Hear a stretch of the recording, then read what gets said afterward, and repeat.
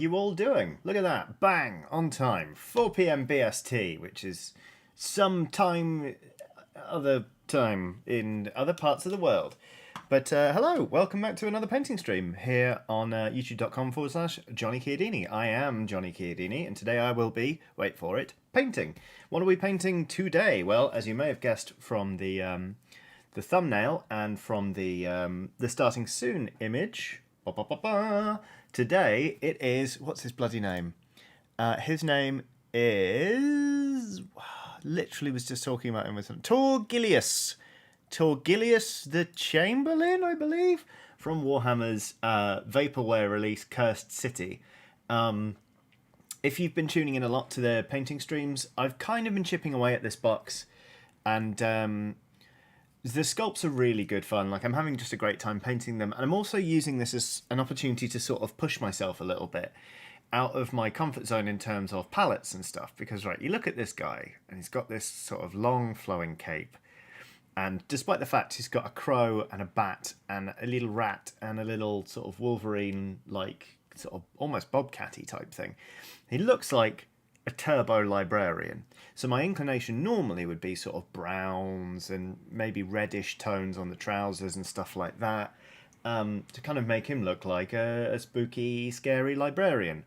But I decided about 5 minutes before this stream that this old cloth is going to be as bright as anything. So we are going to start with sort of some orange tones and then build up into some brilliant yellows. And I don't know how this is going to go, because I have painted yellow before, but I've only ever really done it on metal armour, specifically on my Black Orc Blood Bowl team. So we'll see how this works. I'm quite excited, to be perfectly honest with you. And if I completely biff it, I'll just take the paint off and do it again. But anyway, as bright as anything, the Night Witch. I know. Eberl506 says I can't type today. That's okay. Oh no. Hello to everybody watching. There are currently 201 from you. Googly-eyed Skull, your googly eyes are excellent. That is the not orange. This is heavy orange or naranja denso from Vallejo, but I do find the pink is actually quite a good base colour for oranges and yellows, so I'm going to go with it anyway.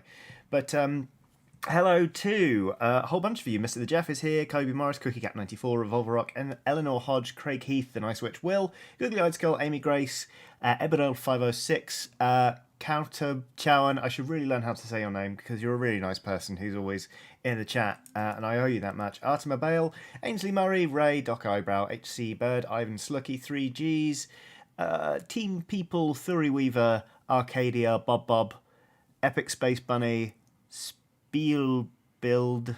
Oh, I've been saying it spelled build this whole time. Hello to every last one of you. I hope you are all having a nice day. If you're in the UK and enjoying the Maybank holiday, good for you. I hope you've had a lovely one. That sounded really passag, didn't it? Be like, good for you, because I'm fucking streaming. That's not what I meant to do. I didn't mean for it to come across like that. Yeah. I am having an alright day. I woke up at 6:30 in the morning for no reason, and I couldn't get back to sleep until nearly 9 a.m, at which point I slept until about 11:30. And then everything was out of whack. I've been completely confused all day. But then what did I end up doing? The RPG I play in, because it's a bank holiday, everyone was available, so we just played in the middle of the day. We finished about an hour ago, and it was great. We had a lovely session of Deadlands, Hell on Earth, which went alarmingly well. We had a real crackpot, sorry, shouldn't say crackpot, that's a horrible term, a really silly plan in motion, and it actually went off just fine, which is very good.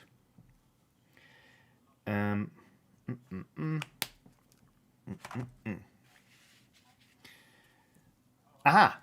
Koshtube Chowan. Koshtube. Okay, yes, I understand that now. Koshtube Chowan. Thank you very much. Because I've been getting that wrong for a very long time. Koshtub Chowan, right. Not going to get that wrong again. So, starting off, just to block them in, I'm going to start off with the skin tones on this chap. But then I'm going to move straight on to this cloth, because it is the vast majority of this model. So, here we go. We're going to bring in the Great Deceiver, heavy orange, from Vallejo's Game Colour, which is just salmon pink. If you watched last week, this is the shade I used for the salmon jorts on the Cursed City Zombie.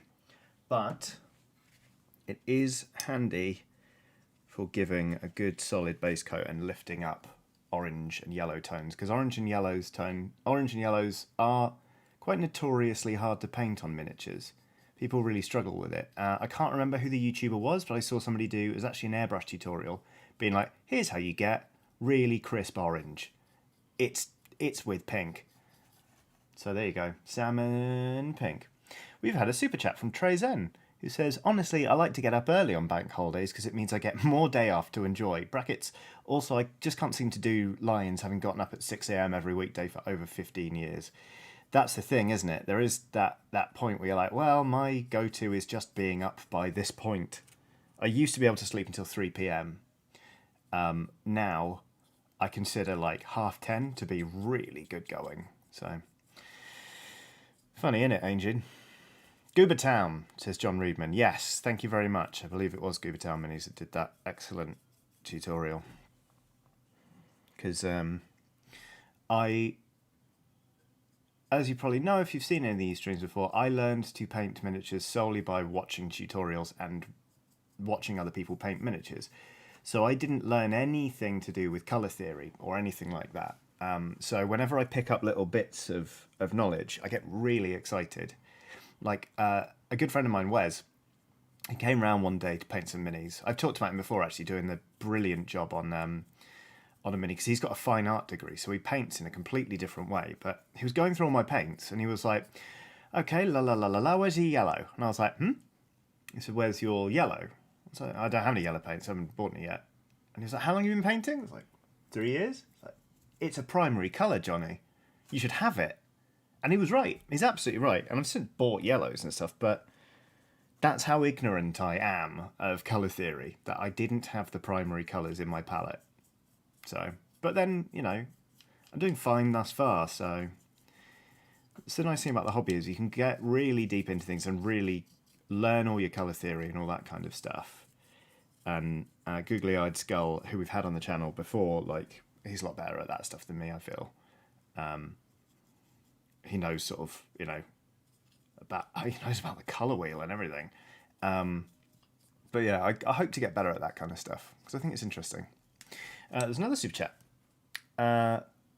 BioArchaeopteryx says, so excited to finally catch a live stream. Instead of hobbying, I will be writing up a research paper for publication. Dang. That sounds intense, but good. Let's see. Let's have a look at what official bigwigs have done. Okay, right. Just trying to work out what colours to paint this hat. I think I'm going to paint the hat a different colour. So we're almost there with our first coat on this this here robe, which is a good sign. So what's everyone else working on? We've got one person writing up a research paper for publication, which is absolutely badass, if you ask me. What about the rest of you? Are any of you painting or crafting, or are you just chilling out? What's happening? There we go. Lovely salmon pink. Eleanor Hodge says purple for the hat? Question mark. I'm actually thinking I'm going to do the hat and sort of this cowl around here, and sort of the trousers and some of the smaller details. Quite a deep blue. Just to sort of, yeah, I think that'll be fun, but we'll see how it gets on. Stephen Paul has done a super chat saying, I was so proud of you yesterday where you got productively lost in sea. You were really starting to feel the labyrinth. We won't talk about the detour. Thank you, Stephen Paul. Yeah, that's Control for those of you who haven't been watching Press Any Key, the video game series. a lot of the time in that game, it seems like it's me versus the enemies. Actually, it's me versus the map / my own terrible sense of direction in video games. But we're getting there. Let's see. Redacted Lewis is taking a break from writing an essay on the German war economy. Mr. the Jeff is chilling out and trying to relax and cook dinner for once. Star Sandbone is making breakfast, then writing for 3 blogs, 2 food, 1 art / painting. A lot of writing going on. Oh, hello. Ted Tofield is playing Assassin's Creed Brotherhood for the first time. What a treat. The liberation of Roma has begun.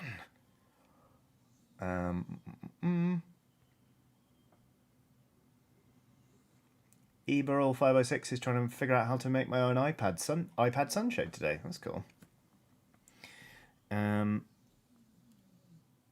Headbangor is just chilling out and eating dinner. Good for you, frankly. Anonymous is trying to work up the energy to cook up some rice for dinner after a long day at work. No bank holiday in Sweden. Sorry about that. Although there are many, there are many benefits to being in Sweden that we don't get here in the UK. For example, you're not in the UK. That's definitely one of them. Right. So that's that. Now, hopefully, now we're done with the Deceiver, our salmon pink heavy orange, we're going to go straight in with Troll Slayer orange, which is just about the most vibrant orange you've ever seen. I could go in... Oh, do I go in with Squig orange? Yes, let's treat ourselves. We're going to go in with Squig orange to make a sort of deeper base coat, and then we're going to layer up with Troll Slayer. And I'm basically winging this, but Supreme Doctor just stopped playing Monster Hunter and is thinking about playing Monster Hunter. I know that feeling.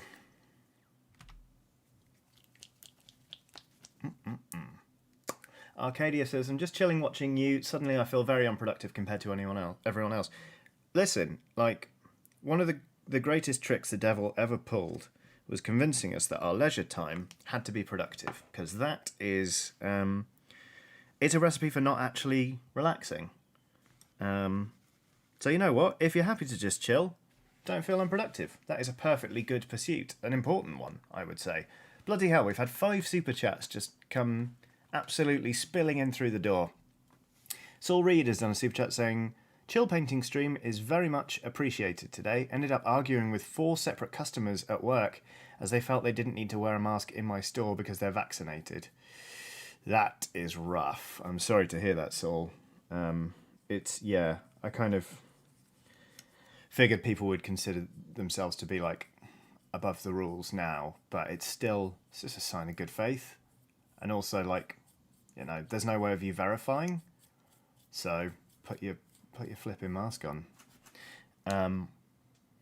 Craig Heath has done a super chat saying, afternoon lovely people, tuning in from soggy Swansea for chilled backing while writing encounters for my first time DMing. Brackets starting in a few weeks. A few weeks of prep time, that's going to stand you in good stead. I hope it goes well. Do keep us posted. Because, GMing is a nerve-wracking business. John Ward has done a super chat saying, just got my copy of Gravity Rip today. Have you played it yet?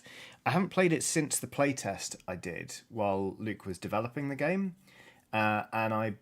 It's changed quite a bit since then. So I'm really excited to go back to it. My print copy hasn't turned up yet. But my t-shirt has, as has my sticker, so that proudly adorns my laptop now. Orangey. Bade has done a super chat saying, first day back at work after a week off was a doozy. Perfect for some post-work paint, and I don't want to drink alone. Have a pint on me. Thank you very much, Bade. I might actually be going out to see a friend for a drink later. He's got work in London. He normally lives in Bristol, so he might be. I might be able to meet up with him and have an outdoor beer later. We will see. But if so, I'll raise a glass to your good health. Roswald Walton has done a super chat to say, after getting an Xbox Series X and working out how to use it, I should be painting, but my mum found out she's going to be an emergency carer, so she's getting my old TV, which I have to put together. Non-magnetic tools suck. Wow, that sounds like a surprisingly eventful Monday. I hope it all goes well. And never really used to use magnetic tools, and then the first time I did, they're amazing. They're just incredible. Like, oh no, I dropped a screw. Where is it? Right here. Love them. Okie dokie. Need to work out what the lining colour is going to be for this. Might go for sort of a cream. I don't know. The orange is coming together. I'm going to do a second coat of squig orange actually, because it dries a bit darker. But because I've got that pink under, it's still quite sort of quite pastel-y. So I'm going to let that sit for a minute, then we'll do a second coat. And then once we're done with that, I think we should start blocking in all the details, because you can see the crow there and the bat. They're kind of perched on either end of a weird sort of wooden... I want to say gibbet, but that's not quite right. And it's not stocks, but it's kind of... It's like one of those things that people use to carry milk pails, you know, when people just wander around doing that all the time. He's also got this board on his back with a couple of bits of paper on it, so I need to pick out those colours. All in all, like, it's a really lovely sculpt, but it's actually... when I first looked at it, I thought it was going to be a real challenge. So much of this is cloak that it's not too busy. There's not loads going on.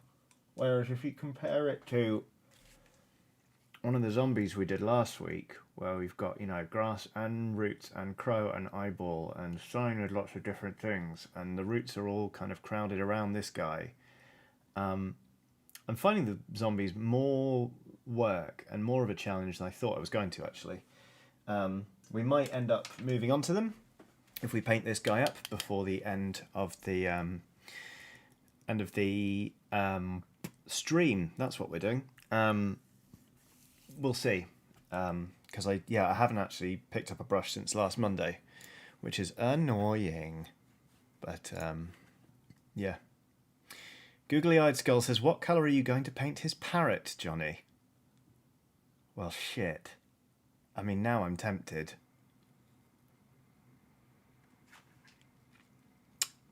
We'll see when it comes to it, Monk. We will see. Sammy Faye Rose has done a super chat saying, "Finally plucked up the courage to go shop as Samantha. Thank you for helping to create such a wonderful trans-friendly community.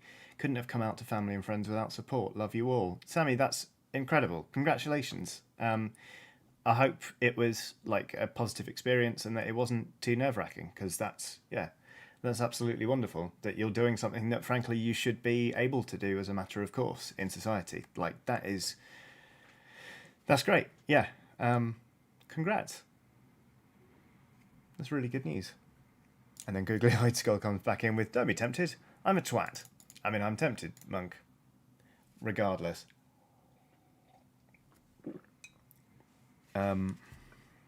Right, how's that coat of orange coming on? It's coming on all right. Let's go for another coat. 2 thin coats, so says he. I don't know about you, the wind is absolutely kicking off here in London. The weather is vile today. It is a perfect example of why I hate spring. Funnily enough, I get seasonal affective disorder around this time of year generally. It's not been too bad this year. A couple of years ago it was awful. But spring really just messes with my head. And I think part of it is my hatred for the weather, because spring doesn't know whether to be hot or cold or wet or dry, so it's windy while it makes up its mind. And I think there's something about not knowing how to dress and it being so unpredictable and just feeling vulnerable and off and wrong all the time that completely throws my head out. I hate it with a burning passion. I'm not a fan of summer either, to be perfectly honest with you, but that's a whole different kettle of fish. But spring is my most hated season of all. So the wind is doing its thing. I'm extremely glad that I'm inside painting miniatures. So there, even if I am going outside for a beer later, but at least there'll be beer. Oof. E. Burrell 506 says it's been in the 90s here. Sorry, not sure what that is in Celsius. That is into the 30s. So 100 degrees is like 37 centigrade, I think. The Nice Witch says, "Turns out I hate all the seasons." Fair. At least you're consistent. You know? It's very cloudy in Berlin. There you go, Dr. Mobius gets it. That's why I love winter. It's cold and so silent and still. Absolutely.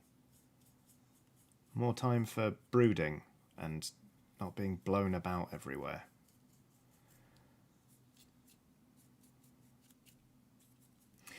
Right, there we go. Second coat of orange is done. 6.2 degrees centigrade in Oz, getting to darn cold. Yeah, damn. Ah! Just punched myself in the gums. Sorry.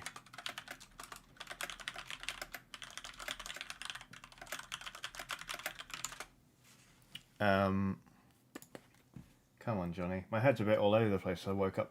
Well, I woke up and then went back to sleep and then woke up again. I was going to put some music on in my ears. What do I want to listen to? This is good. Okay. Cool. And we're back in the room. Will says, that's your teeth, mate. You need those. Agreed. Right. So.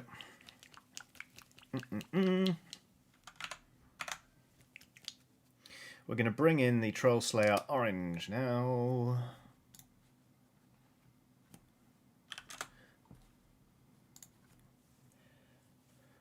Talking of seeing my friend for a beer, I may, it turns out, not be streaming until 8 PM today. I might be streaming until 7 PM. Because he won't be about for very long and I need to go see him because I've not seen him in forever, turns out. So, apologies for making such an abrupt announcement that I am basically fobbing you all off for an hour so I can go drink beer with a man you've never met, but I'm doing it. So, Revolver Rock says, you go live your life. Thank you. Oh, Ivan's Lucky, thank you. I missed a couple of super chats. Yes, I did. Look at that. Okay. Kyle be back as on super chat saying, good morning, Johnny. Hope you're well. Just wanted to say thank you for the chill painting stream on my birthday. Gave myself a 5-day weekend, so this is perfect to continue the chill vibes. Happy birthday, Kyle. A 5-day weekend sounds absolutely amazing. James Hicks has done a super chat saying, hey JC, given you started your channel to play video games again, but you still love TTRPGs, any chance you will do some Baldur's Gate when it's ready? I don't know, to be honest with you. I'm really not sure about it. Because my feelings on it are complex owing to the whole like Mike Merle stuff and him kind of being squirreled away working on that project. No disrespect to anyone who is playing it. I just don't know if I don't think I'm comfortable playing it on the channel and kind of giving it my tacit support. So I don't think I'll be picking it up. But there it goes. Right, so we've laid down, don't know how visible this will be. Oh, pretty visible actually. We've laid down the Squig Orange here. Now I've mixed some Troll Slayer Orange in to give a lighter shade, and we're going to layer that up. But we're going to avoid some of the deepest folds of the cloak.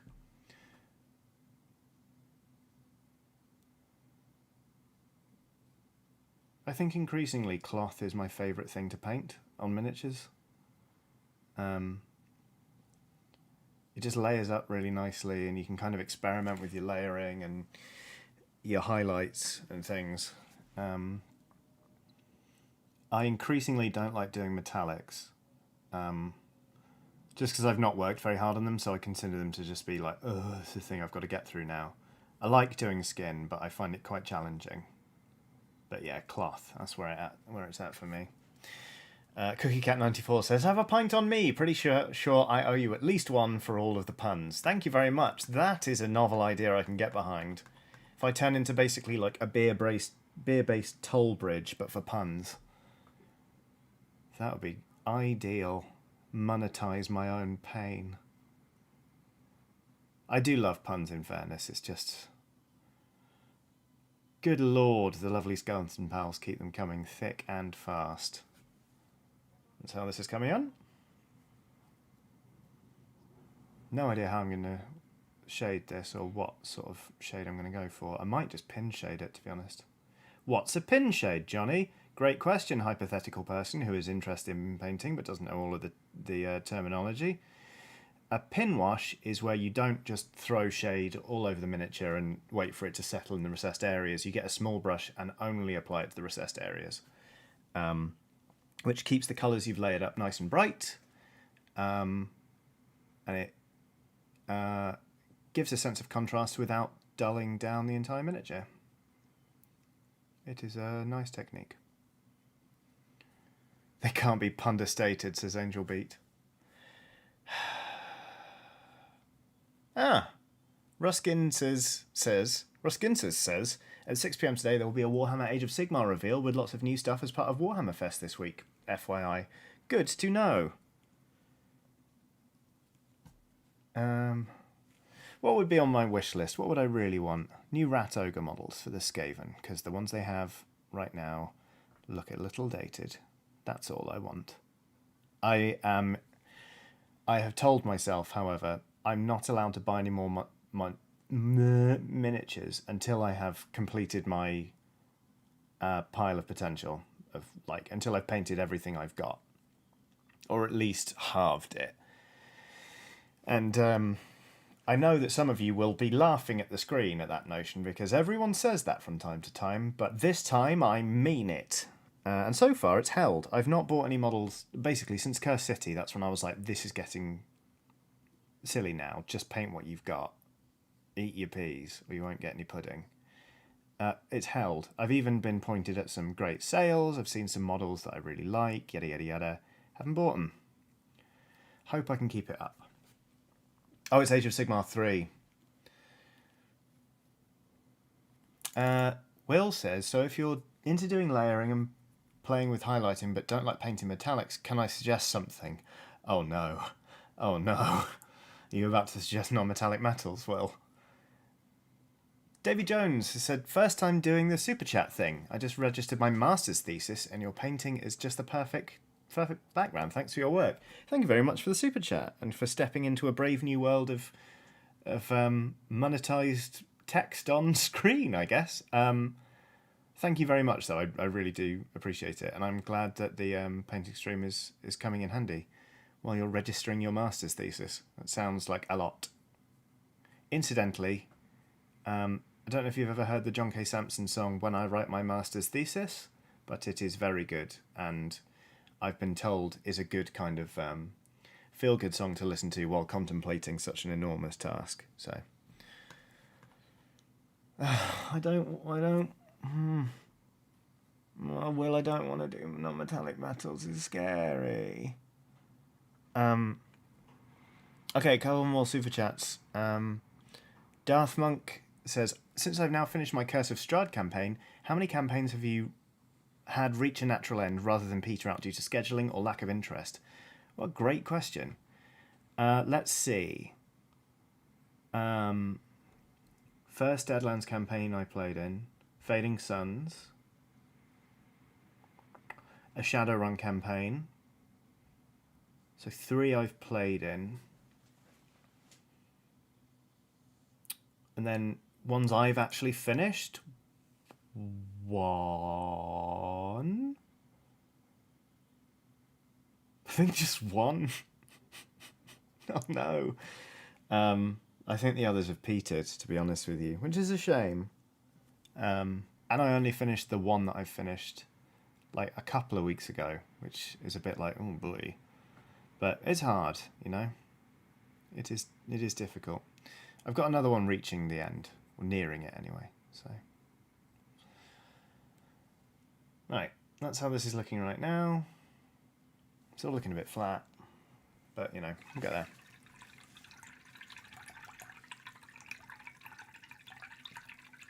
Oh no. Googly-eyed Skull agrees with Will about learning non-metallic metals. I guess I'll give it a go. Maybe I'll give it a go. Clay Trimble. What a bloody great name. Clay Trimble has done a super chat saying, here's some money to keep you on your resolution. Good luck on having that resolve. Have a pint for that. Thank you very much. Yeah, the not buying any models thing is a bit scary, but then, right, let me just and take you on a little journey over here.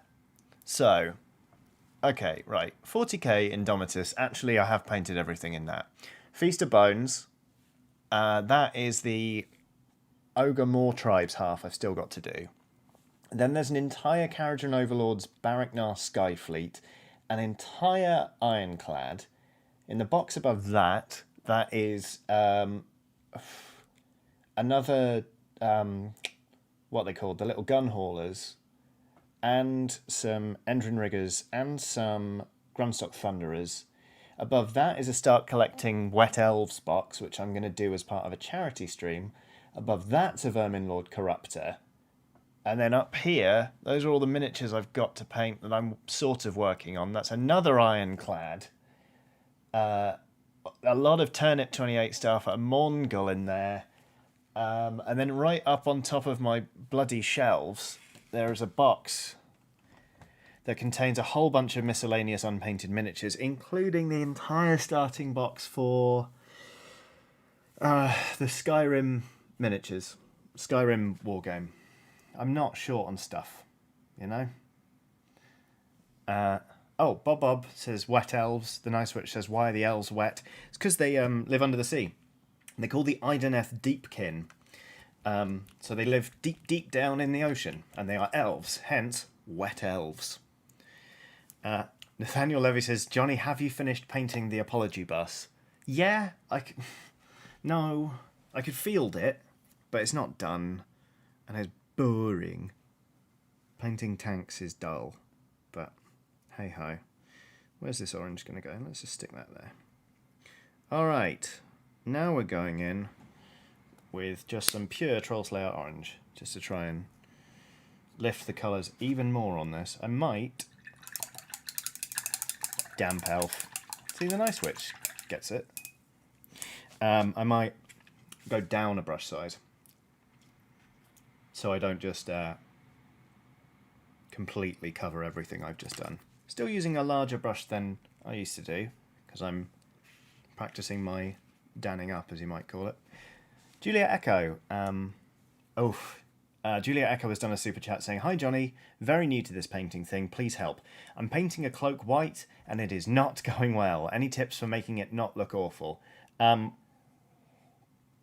White is difficult. White is just challenging. I would say just thin coats and patience, because the problem with white is that it's so often a really translucent colour. So if you slap on sort of a thick layer, then it still looks patchy. So if you just really, you add a bit of water to your paint on the palette and you start to just do multiple coats, you can start to build up that colour in a solid way. I imagine the chat will have some other tips for painting good white. Because I'll be honest with you, I'm not great at it. It tends to look quite patchy. I tend to sort of wuss out and go for cream instead, if I'm perfectly honest with you. But yeah, good luck. And thank you for the super chat.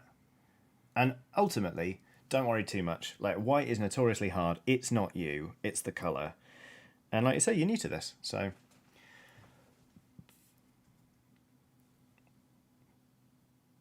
Okay, good. Everyone's coming in with the tips and paint colours. A lot of named paint colours coming in there. Juliet. If you're not painting with Games Workshop paints, do not panic. There are lots of paint conversion charts online. So if someone says Ulthuan Grey, you can just search Ulthuan Grey equivalent, and it may well be that you actually have that colour just under a different name.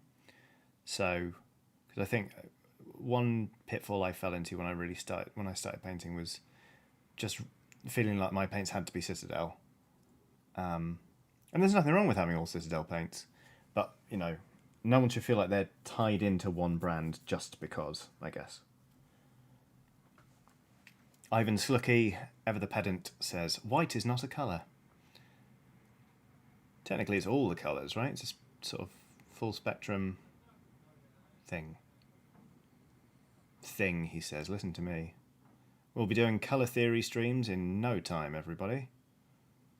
So talking of layering things up, hopefully you can see where I'm building up the Troll Slayer orange there to try and just give a bit of tonal variation to it. It's going. I don't know if I'd say this is going well, but it's going. And I'm having fun experimenting, and that's enough. In it.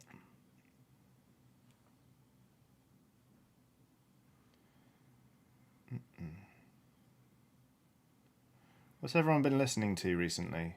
I've been on a real Alkaline Trio kick recently, actually. I can't stop playing them. To the point where I know there's a new Manchester Orchestra album out, and I haven't listened to it yet, despite the fact they're one of my favourite bands. Just can't stop listening to Alkaline Trio.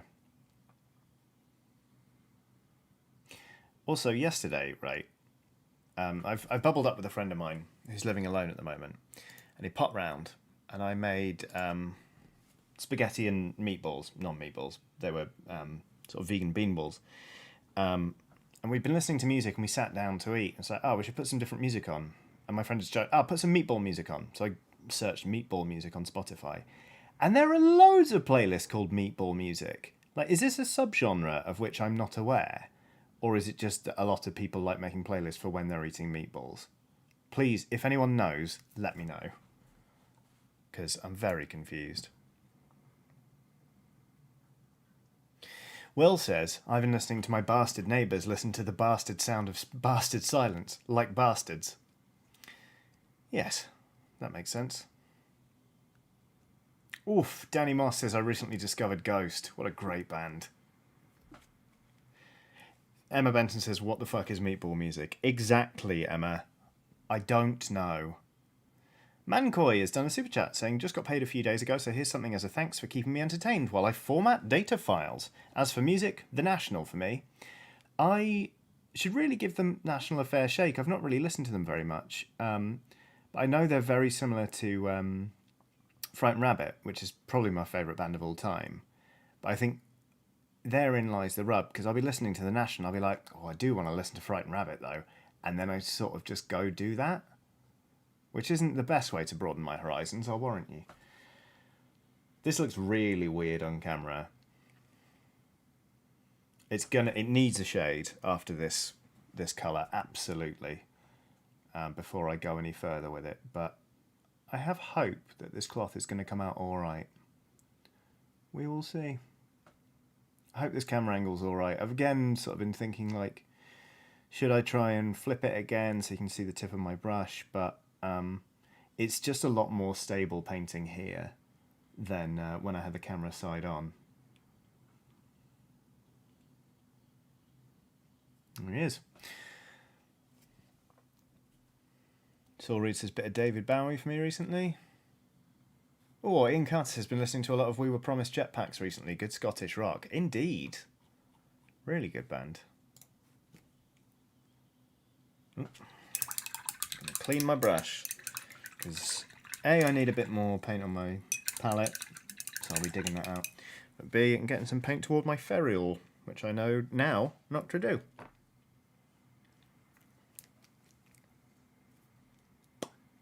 Emma Benton says, now I'm just having a meatball-related existential crisis. I'm so sorry, Emma. If it makes you feel any better, the meatball music playlist we found was genuinely great. It had some wonderful bands on there. So, you know, at least it's good.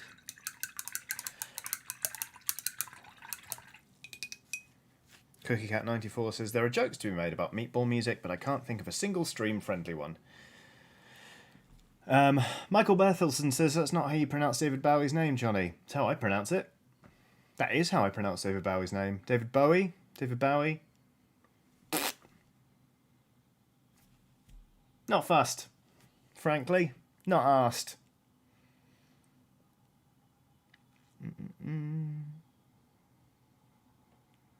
What else have people been listening to?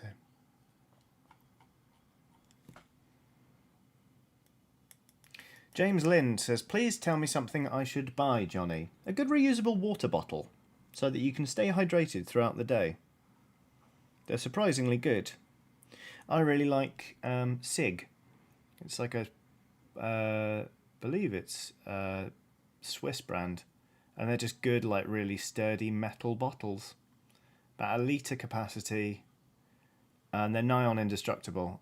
Mine has a dent in it from a truck from my cycling days when I was cycling to and from the office. I had a bag on my back, and a truck was kind of like creeping up at some traffic lights, and they just sort of didn't see that they were passing me until the cab, well, not the cab, the body of the truck started to push into my back, and it dented my water bottle. But I think the sort of feedback they got from it really made them realise there was a fucking cyclist there. So thanks, Sig, because that could have been my spine. Revolver Rock says, yep, got some heavily dented Sig bottles. They're just great. And there's nothing like taking a swig of one and being like, ah yes, I need to clean the lid. This smells vaguely unsettling. Just great.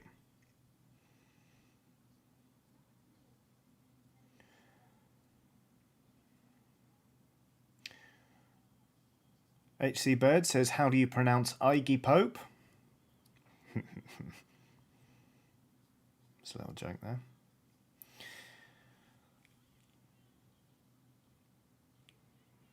Yeah, I'm getting on with this. Sort of quite pleased with how this is coming together. It's just sort of, even though I haven't really given myself the bank holiday, because bank holidays sort of lose meaning when you just work for yourself. It's nice to just spend a chill afternoon just layering up some colours on a miniature.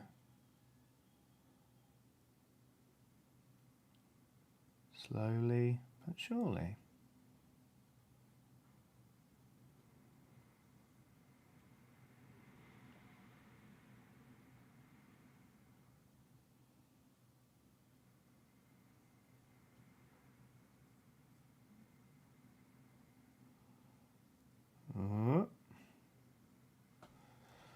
There we go. Again, I feel like it's hard to see, but I just sort of worked on that sleeve. And I feel like it's coming together quite well. Yeah, I'm having fun with this. Good times. Really hope Games Workshop sorts out the distribution for Curse City and that other people get to get their hands on it, because the models are just so much fun. I can't imagine they're not going to get more of these models out there, but... Ivan Slucky says, Johnny, what animals are on this mini? I see a crow and a lizard. I can't see a lizard. There's a crow, as you've identified. This is a bat. So a mammal, not a lizard. This is a rat. And this is some form of bobcat type thing, which looks like it spent too long standing underneath a painter's ladder.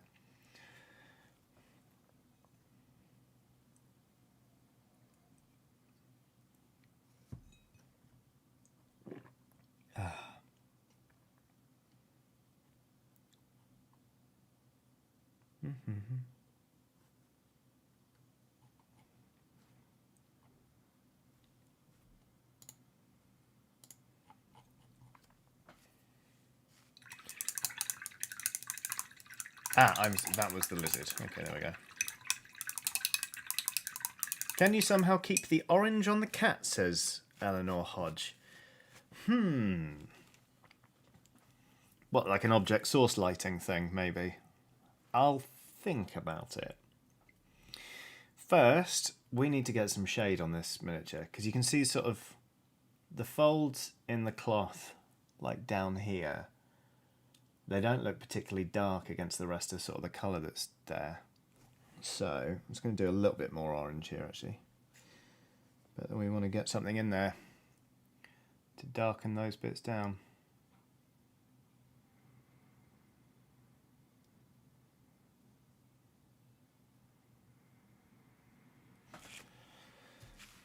Ooh, Honor Hawk says, ugh, 2,079 words translated today. Done. Time to frickin' paint. Yes, please. That is absolutely the right thing to do. Okay, shade. What are we saying for the shade on this?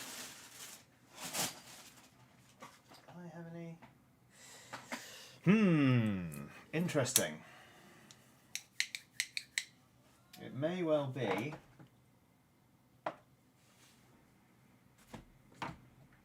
time to get weird with it. So,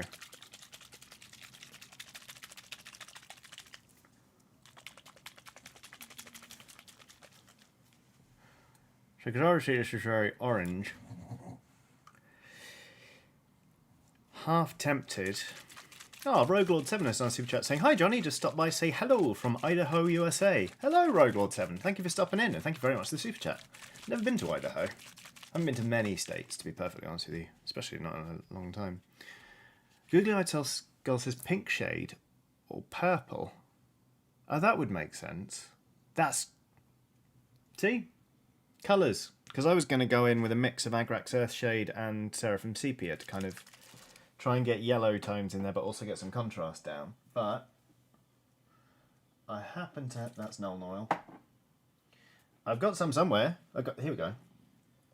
I've got some Druchii Violet, which, yeah, is a purple, and I can see that working. Let's give it a go. CookieCat94 says purple, 100%. All right. There it is.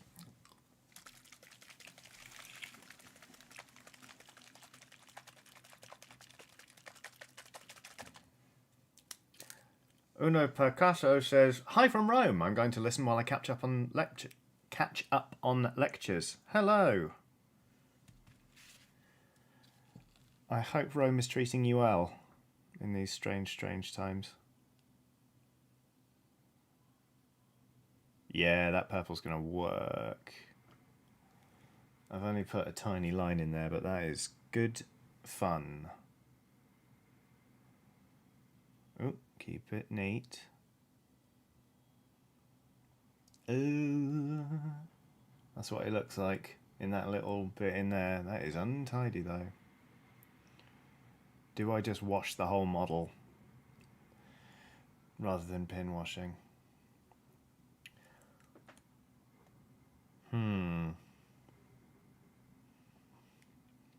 Yep, right. Here's how this is going to work. Where's my actual shade brush? My absolute nonsense, terrible quality shade brush, which I nonetheless love.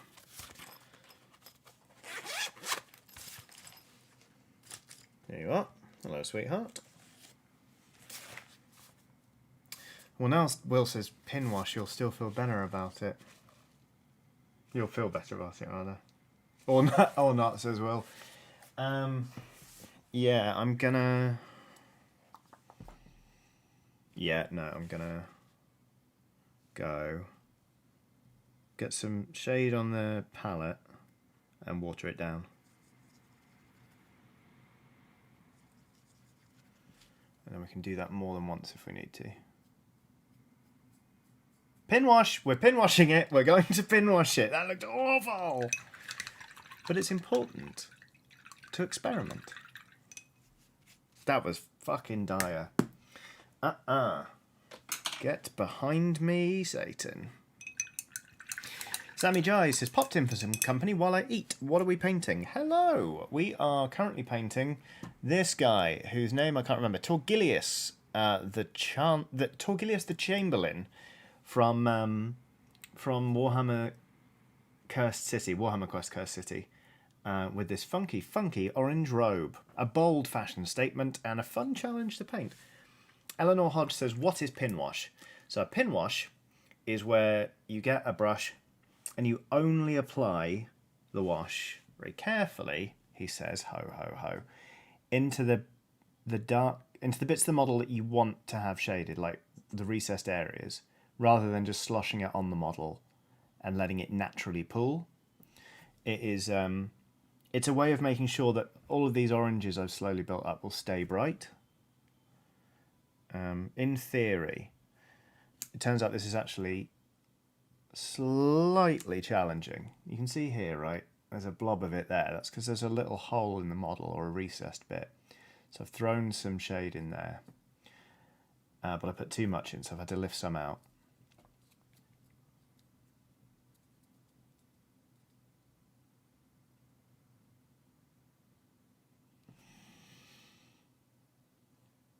Oh, it makes me nervous sometimes, this.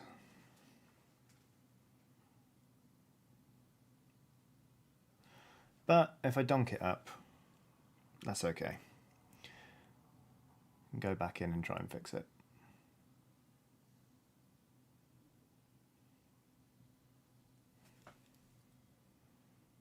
Yeah, okay. Alright. I need a really small brush. That's what I need.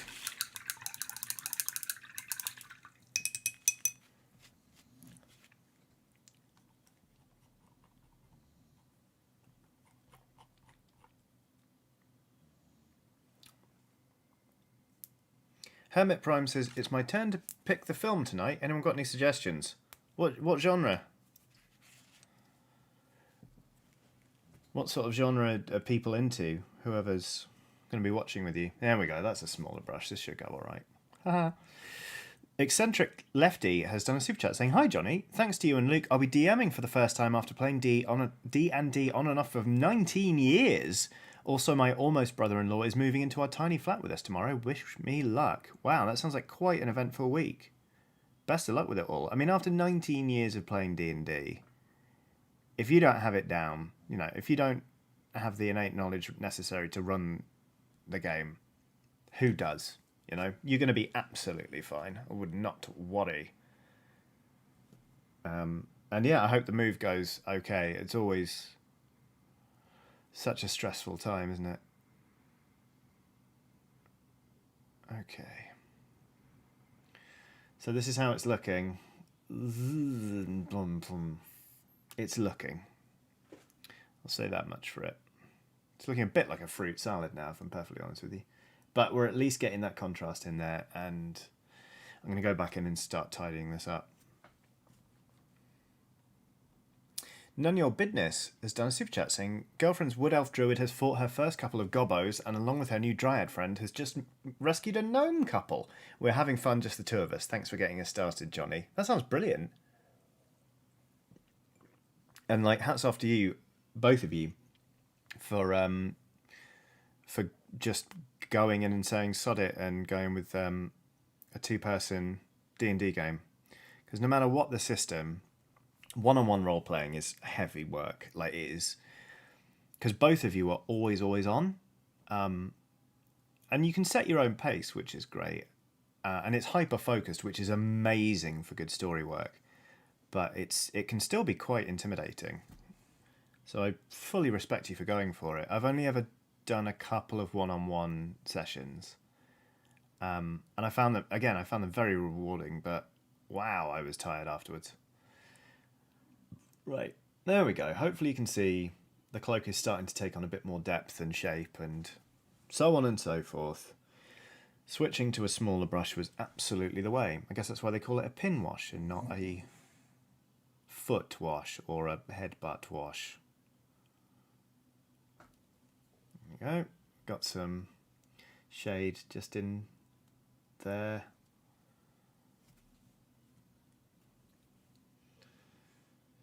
Good. Alright, we're having a relaxing time again. For a minute there, I was full of terror.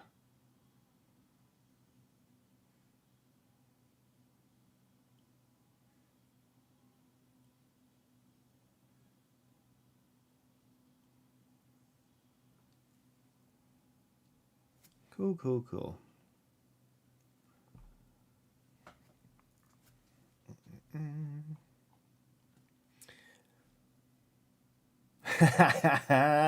Michael's done a super chat saying, "Johnny, what have you done to me? I've become a brush sucker in the last few weeks, and I totally blame you.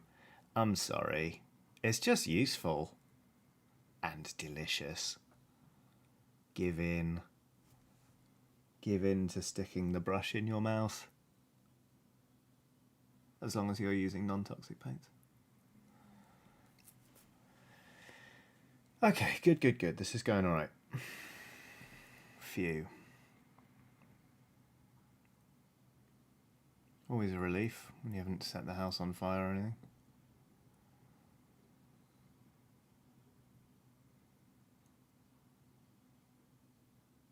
Purple was absolutely the right choice for this for this shade. It is very glad you mentioned it, chat.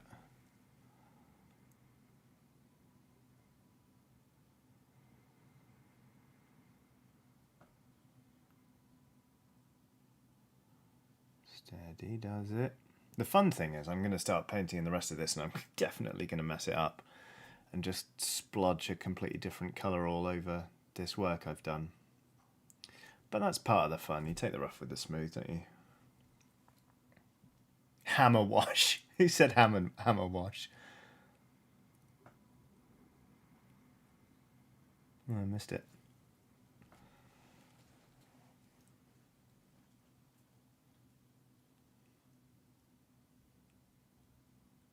Okay.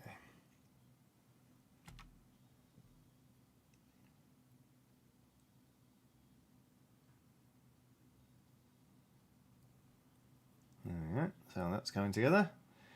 We're getting there. We are getting there. But this playlist is not doing it for me. Let's just go on to this. That'll do.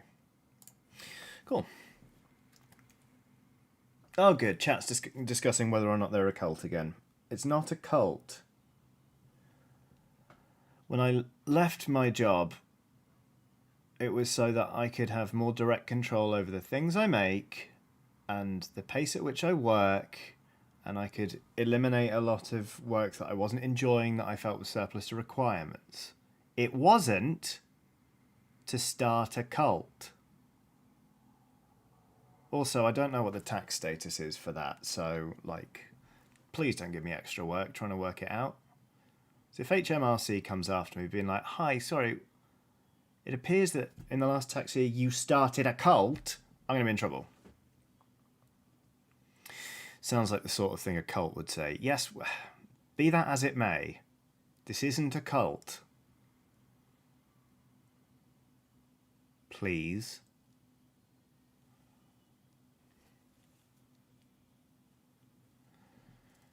Matthew Bateman says, happy accidents, Johnny.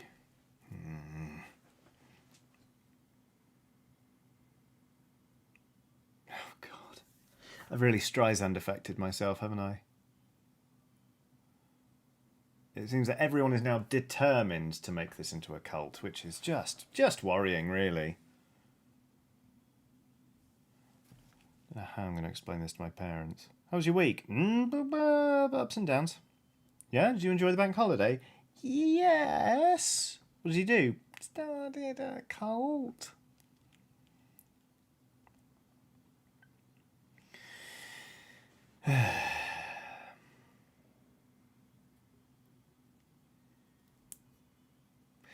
Bismuth says it's not a cult, it's a constitutional theocracy. People need hobbies, Johnny, says eccentric lefty. Yeah. There's a hobby and then there's starting a cult. Those are two very different things.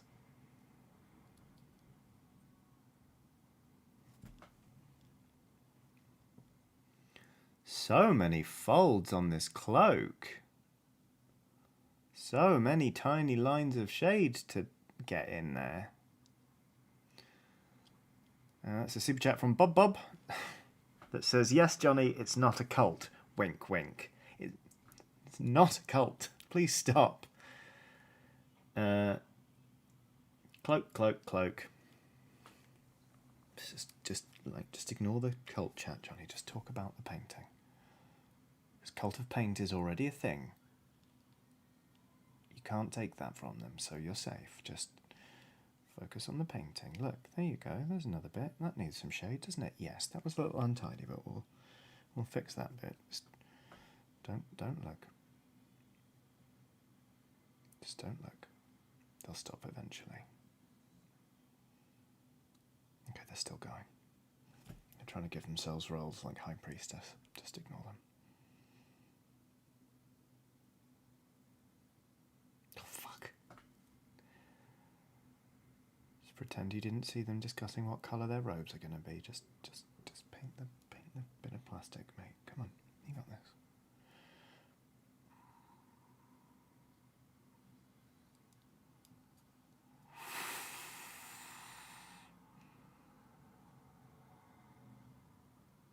So what did you all do on the weekend, eh? I did a surprising amount of cooking. I made vegan cinnamon rolls. I made potato and kale enchiladas. We've already talked about the meatballs I made. It was fun. And I played a surprising amount of Detective, a modern crime board game, with a friend. We finally finished the first, sort of the base box. It was good. Although the last case was hard. Michael Berthelson has done a super chat saying, but a cult as a religious organisation would be tax exempt. No, also don't worry, your parents will love us. We do need a logo though. Right, the Nice Witch says, I played Turnip Boy Commits Tax Evasion, which turns out is the greatest game ever made. I saw you tweeting about this. What is this game?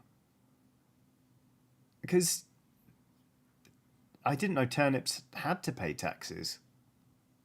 I didn't know turnip boys could exist. None of your business makes a fair point in the super chat saying, I seem to recall you made this rod for your own back when people first started chanting lads, lads, lads. I didn't think they were going to do that though. Amity Island Fishing Club says, who do you bet on in an Oxventure Battle Royale? Merylwen, because she's ruthless. She's proved that time and time again. Jim Beestone has done a super chat saying, HMRC have made ridiculous cult. Lionel L says, potato and kale enchiladas. Please tell us more. Do you have a recipe anywhere? Yeah, firstly, thank you for the super chat, Lionel. It is in a cookbook called The Veganomicon. And it's really easy to do. You just saute some garlic, throw in some kale, and then throw in some potatoes that you should have already sort of cut up and boiled for about 10 to 12 minutes so they go sort of soft. You stir that all around so the potatoes get sort of nice and garlicky and a little bit mushed. And then you just make enchiladas with that, with sort of a nice spicy enchilada sauce. And you just bake it. It's really easy and it's really, really good. The Veganomicon is a great, great book. Jack Stenholt says, this isn't a cult? Next you'll probably claim you're just a very naughty boy. Thank you for the super chat. I'm not going to divulge whether or not I consider myself to be a naughty boy, because that's a whole different kettle of fish, isn't it? Minna L has done a super chat saying, had a birthday brunch with my family yesterday. That's what I've been up to. Also, isn't the boar the logo? And the boar is the logo of the channel. I don't want to say that it's a logo of a cult, because this isn't a cult. There isn't one. So there we go. Okay, so that is where the cloak has got to. There's some, let's face it, quite heavy purple lines in here. It looks very sort of, it looks quite clunky, but there is a good sense of depth to it. What I'm going to do now is I'm going to stop obsessing over the, he says, going back in to paint a bit more of it. I'm going to stop obsessing quite so much over this cloth. I'm going to start blocking in the other colours, and then we'll see how much more work we need to do. I think I'll just tidy up that line over the butt a little bit. And then we'll crack on from there. Let's see.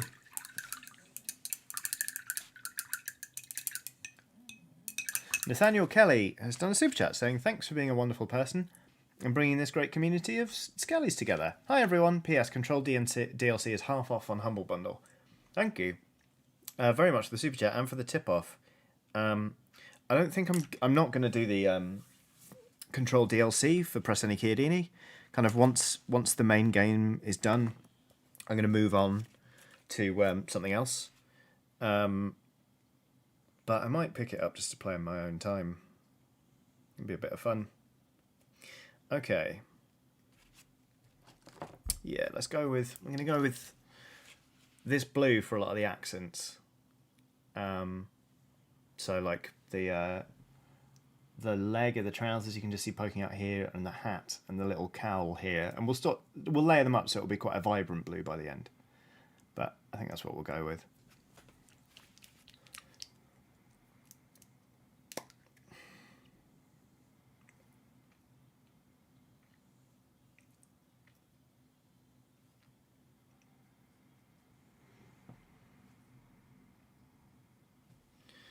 There you go.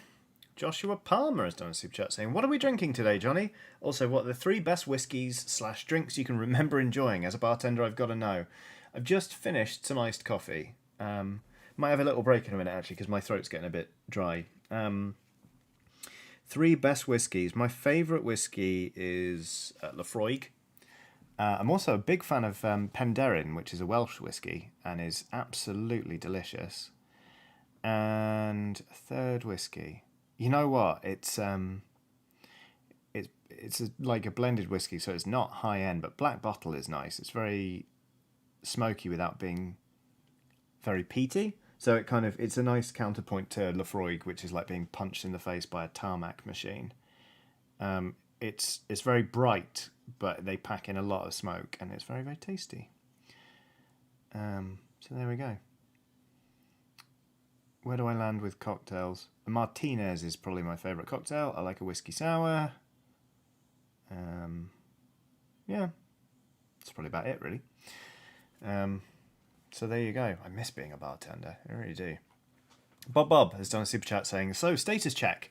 We are on week 4/5 since the start of the channel. How's it been so far? It's been pretty good. The first month was a learning experience in a lot of ways. I learned a lot about sort of what things take up more time than I thought they might, and what things actually go surprisingly quickly.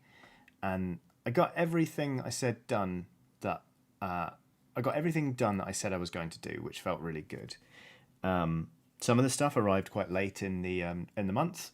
Like there was, I posted the AMA for Champions and the board game video on the same day, and it would have been nice to sort of space those out a bit more, but it's a learning process. But I've learned that it's a manageable workload, which is great. At first, I was a bit worried, like, "Oh, am I not doing enough? Are people going to think this is sufficient?" It's actually, in terms of workload, it's plenty. Like, I'm not working myself into the ground, which is really nice. And I feel like we're getting some decent stuff out there. The streams are really fun. Like, yeah, it's going well. It was easy to forget last month that I was like building up a routine for the first time. Like I kept being like, oh, why is this so hard? Why am I so tired all the time? It's like, because I've been doing this 3 weeks. I was a little impatient with myself, I think, but I'm feeling really good about the whole thing. And it's like, it's sinking in now, finally, that this is what I do. And that, like, there are people who are invested in the stuff and things. See, like putting out the very first episode of Press Any Kid publicly was nice as well. Just to be like, hey, look, world, it's not just all happening from behind closed doors. It's good fun. So that is the update, I think. Stephen Paul's on Super Chat saying, I saw friends in person, brackets all fully vaxxed, played a lot of Horizon Zero Dawn, still falling in love with the game. I also bought new whiskey, which is excellent. That does sound like a good weekend. Lots of people saying Penderyn is good whiskey. It really is. Cara Dennison has done a super chat saying, spent the morning pointing out to a friend that Oxventure has enough players for a series of Taskmaster and enjoying the resulting memes. My God, can you even imagine? Taskmaster is such a good show. I hadn't seen any of it until very late last year, when my wife and I just absolutely romped through a series. It's just such feel-good telly. I love it.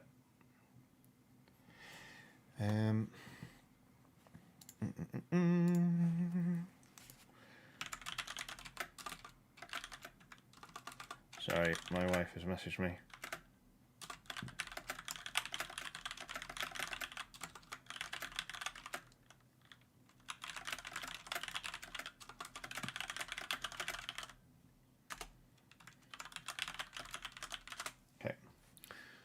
Okay.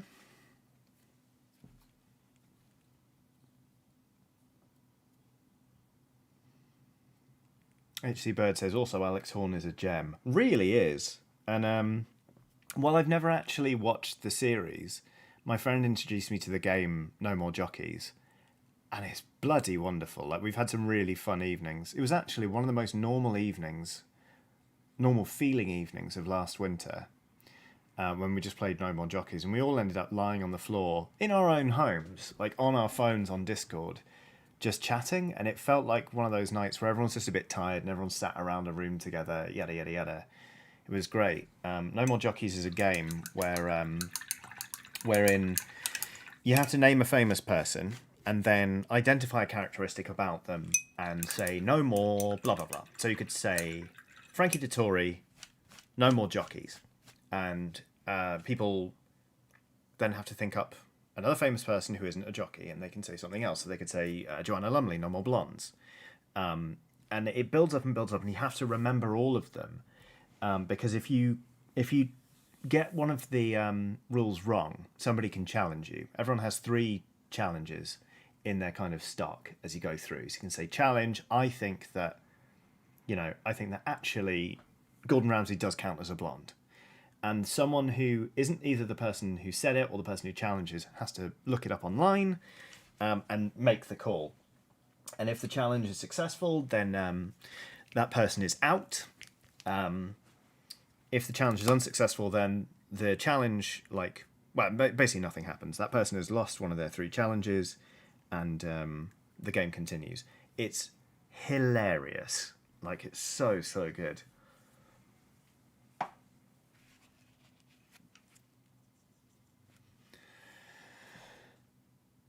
Okay.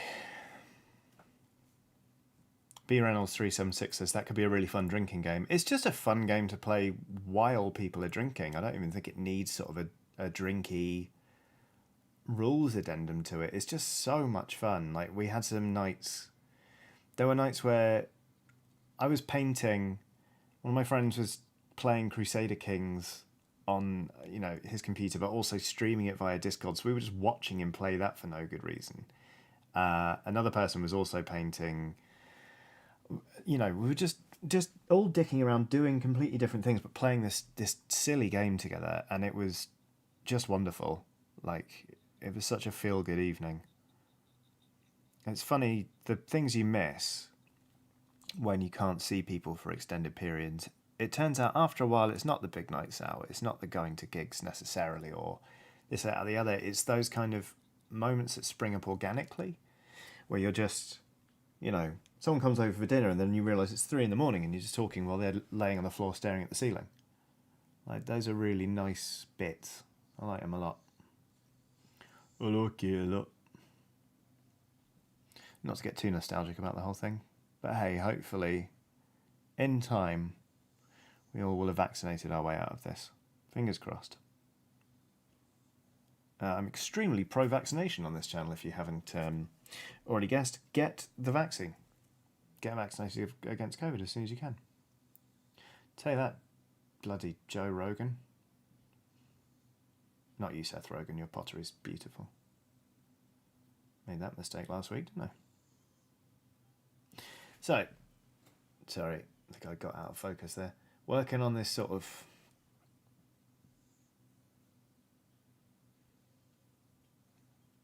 focusing a camera via the screen while I'm also short-sighted is tricky. Working on this little wood bit that's kind of over, what's his name's head.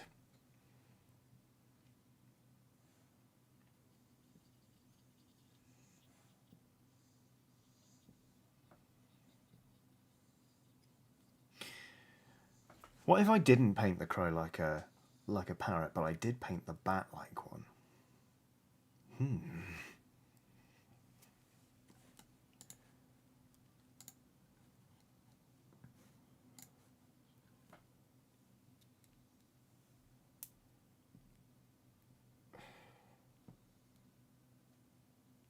HC Bird says, I miss the morning after a gig, drinking coffee with friends and enjoying our horse after gig voices. Strong work. Good times.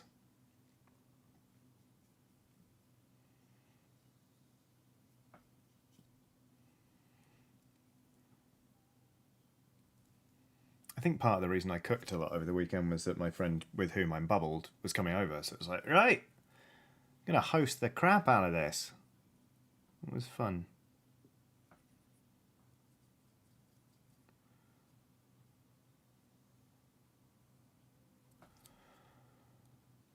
Oh yeah, that's right. On the weekend I also played approximately 12 hours of Sea of Thieves in one sitting. That was quite a lot. It was good fun though. It's nice to just cut loose and play a video game for an obscenely long time sometimes. Is that bit wood? Yes, that is the haft of his weird little staff doohickey, so we'll paint that brown. Come on, please say there's enough paint on the palette for this. Yeah, you can do that.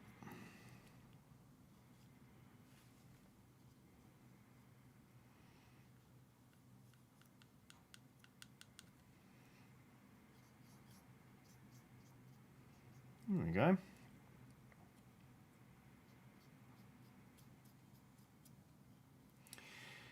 Here's how we're looking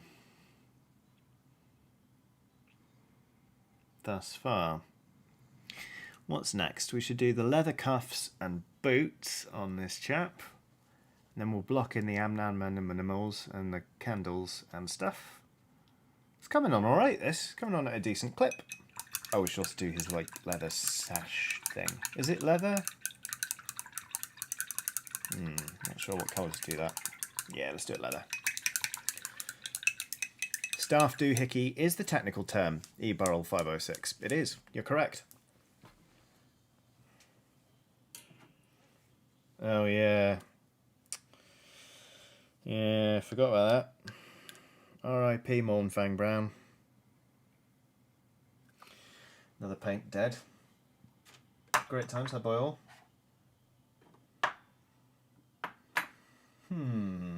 Ooh, I wonder. Curious. Let's try it. Can I get... Ah, okay, this is good. Fine. Sorry, I was talking to myself now. Will says he's got a leather sash and a CD player. Very good.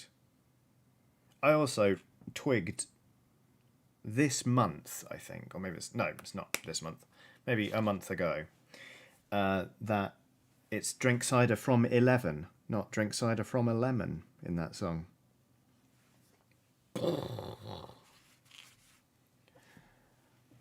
Eleanor Hodge says, has anyone got any tips for learning a new game system? Yeah, I've had to do this quite a lot. And firstly, don't try and cram absolutely everything in your head, because it won't stay there. In particular, combat rules, don't look at them. Like, skim them, but don't try and commit them to memory or anything. You can deal with combat rules when everyone gets into combat, and you can walk it through together as a group.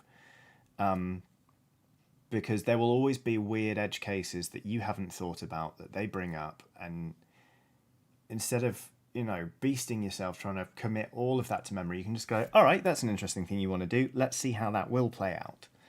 I find in terms of getting a system up and running, just working out how to call for rolls, or, how to do rolls if you're playing. That's the most important thing to get inside your head. Just understanding the basic flow of the game. And from there, everything else will come naturally, Like, no one's encyclopedic overnight. And frankly, the people who get arsey when people don't know the rules of a game off by heart or off the top of their heads piss me off. Because it's a type of gatekeeping. It's like, oh, you don't know how to resolve this. It's like, no, I don't know. Because you know what? I'm a complex individual with other things going on. Like, it's a game, it's not an exam. I hate those people, not gonna lie. They drive me spare. Roswell Walton's done another super chat saying, may I recommend getting some non-magnetic hematite beads? I just got about 80 for about a £5. A couple in older pots of paint helps mix them up again. Yeah, I should really do that. And I should really just sit down and clean all my Citadel lids so the pots close properly again. But alas, my Mournfang Brown is way too far gone now. Let's go in the bin. Will makes a good point. Don't bother learning the rules. Find out what the core mechanic is, and then have everyone at the table teach you how their stuff works. That's a great idea. Every time I GM, actually, if there's any magic stuff or anything like that, I always say to them, like, it is your responsibility to know how your shit works, because Like, I've got a lot of plates to keep in the air, and if you don't know, then I don't know. You know, like if you don't know, I certainly don't. And also, in order to sort of realize your character and sort of what they can do, it helps to know what they're capable of. Just learn how they work, and it doesn't matter if you don't know the rest. Like the Shadowrun campaign I played in, I knew how my character worked and nothing else. Even now, and I've played a whole bunch, and I'm playing in another campaign that sort of happens monthly. They'll be like, make this roll, and I'll be like, I'd love to make that roll. How? Because I don't know. Because Shadowrun is bloody really complicated. So, oh, Watson, you're having a little dream. Hope everyone can hear that. Will says, you know how you said you were going to throw away Mornfang Brown? Do it now so you can avoid frustration next time.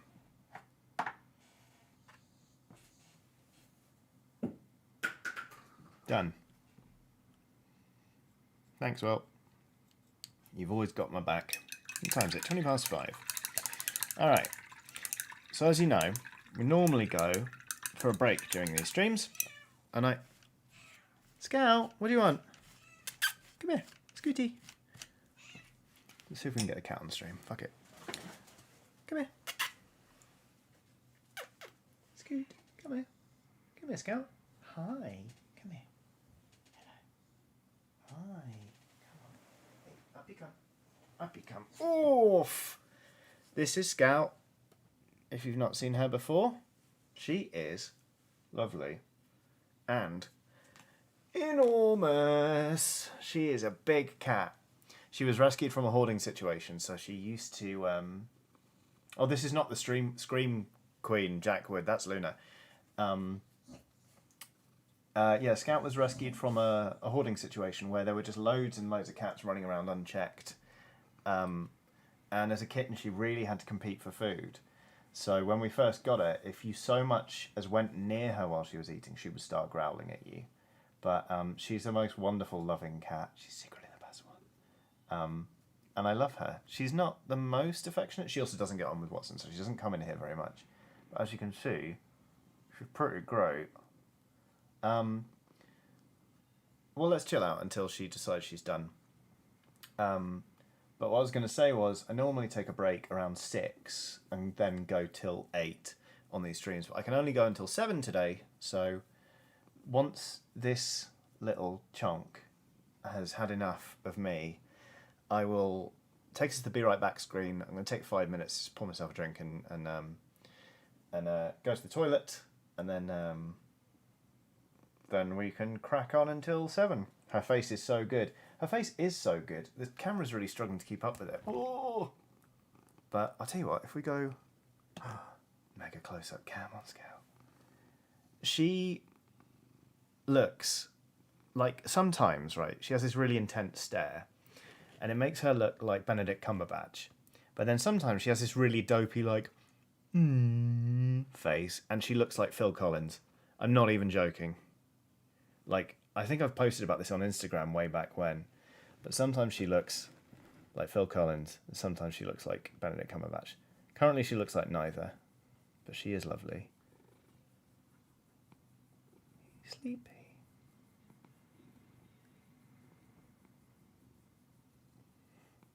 Eleanor Hodge says Boudica is barking at Scout. Sorry about it. This is the most affection I've had off her in a long time, actually.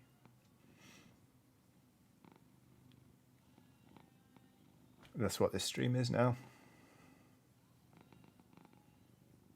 It's just a snoozy, dreamy Scout stream.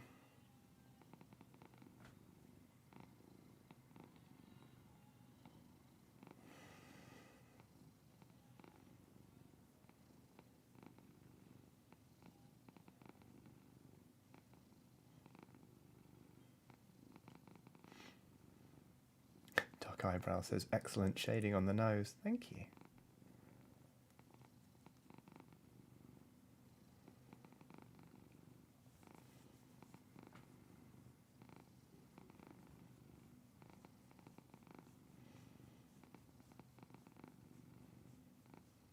Well, this is nice.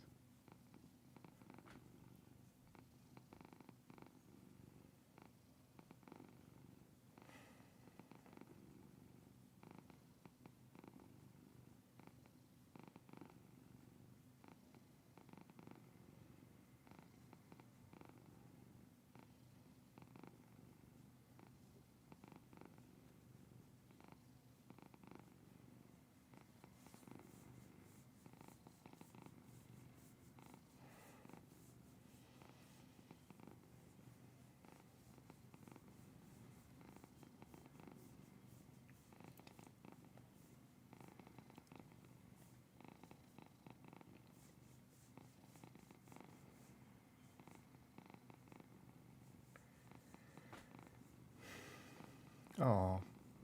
Real Grog says, sorry to be this guy, but my kitty of 15 years just passed, and hearing these purrs is everything right now. Much love, Johnny. I'm glad Scout could help. She's a good cat.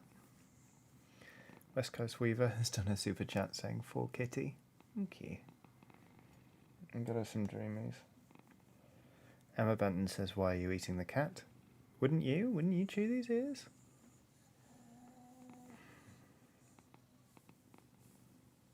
God, my back's starting to hurt. But it's worth it. Okay. Oh, there we go. Oh. We had enough? We had enough? Or are we just getting comfy? Oh, Christ.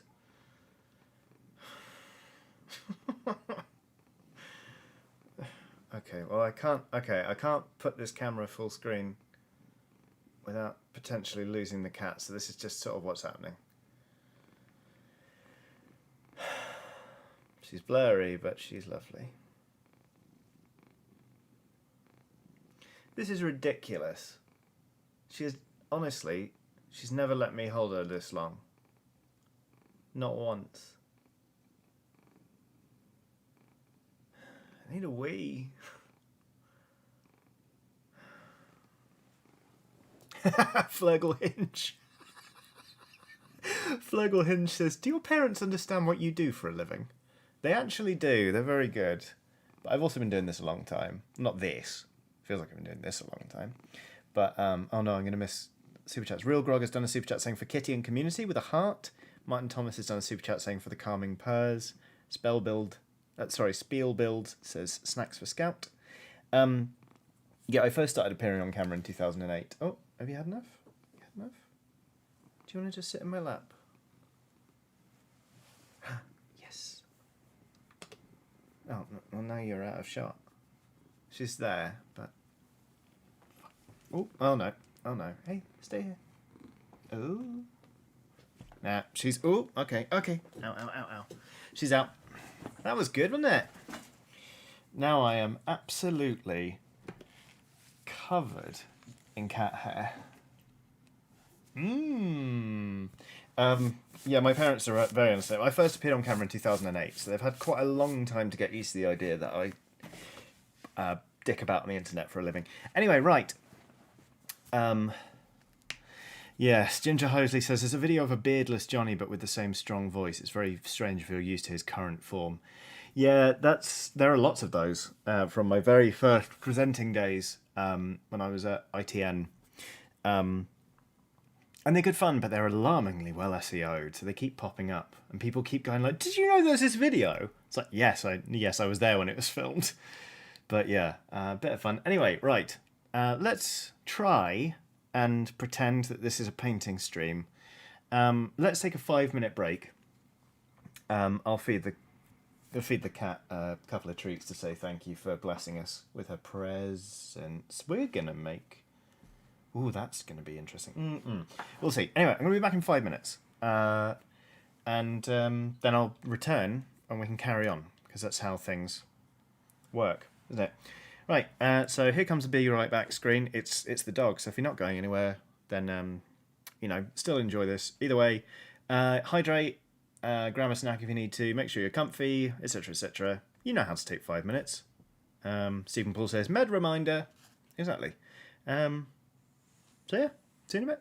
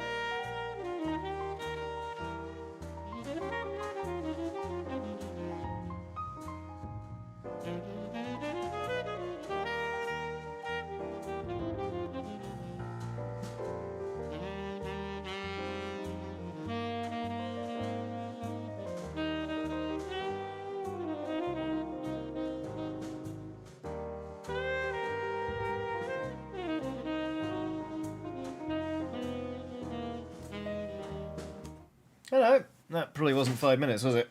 But I'm back now. And if people aren't back yet, then they'll be okay. I'm not going to say much of worth. He said, selling himself short.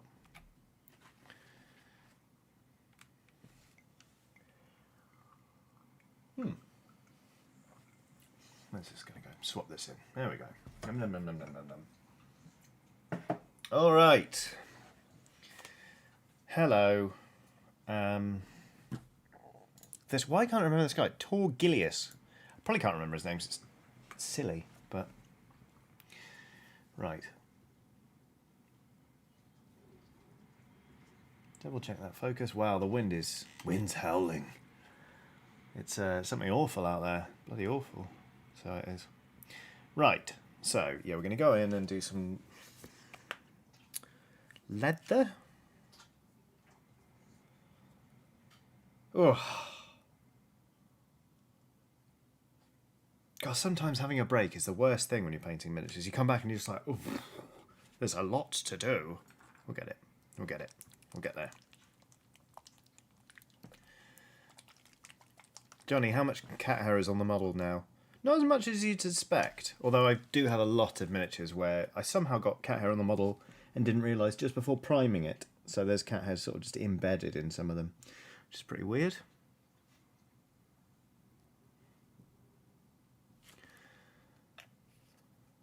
Angel Beat puts it very well. It fucking windy. Agreed.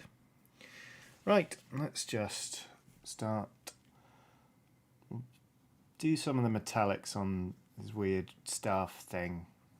Whatever it is. The doohickey. I get like this. When I'm doing miniatures, I'll be really focused on a bit, and then it'll come to the point where I just see all the bits I haven't even started on, like the animals here, and I just go, oh! And my motivation just goes...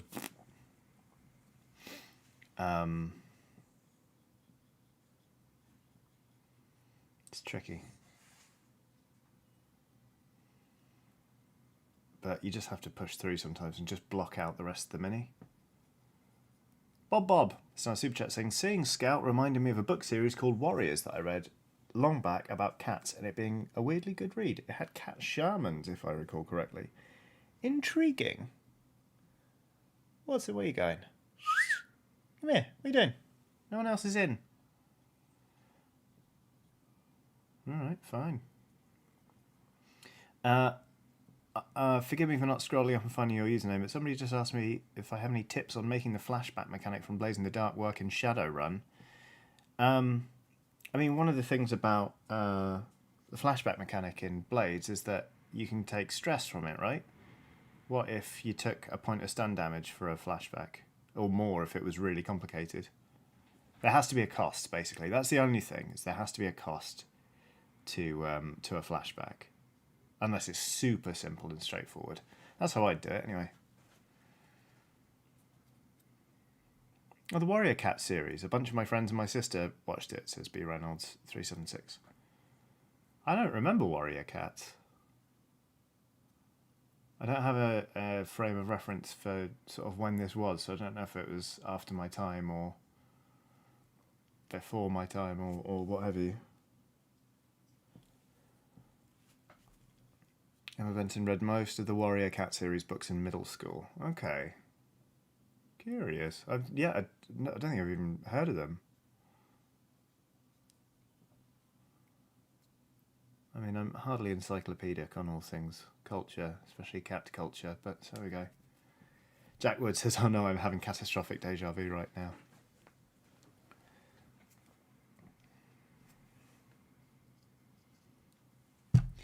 Eleanor Hodge says, Johnny, how would you start an ambitious all-female smuggler group in Blades? With great enthusiasm, because that sounds amazing.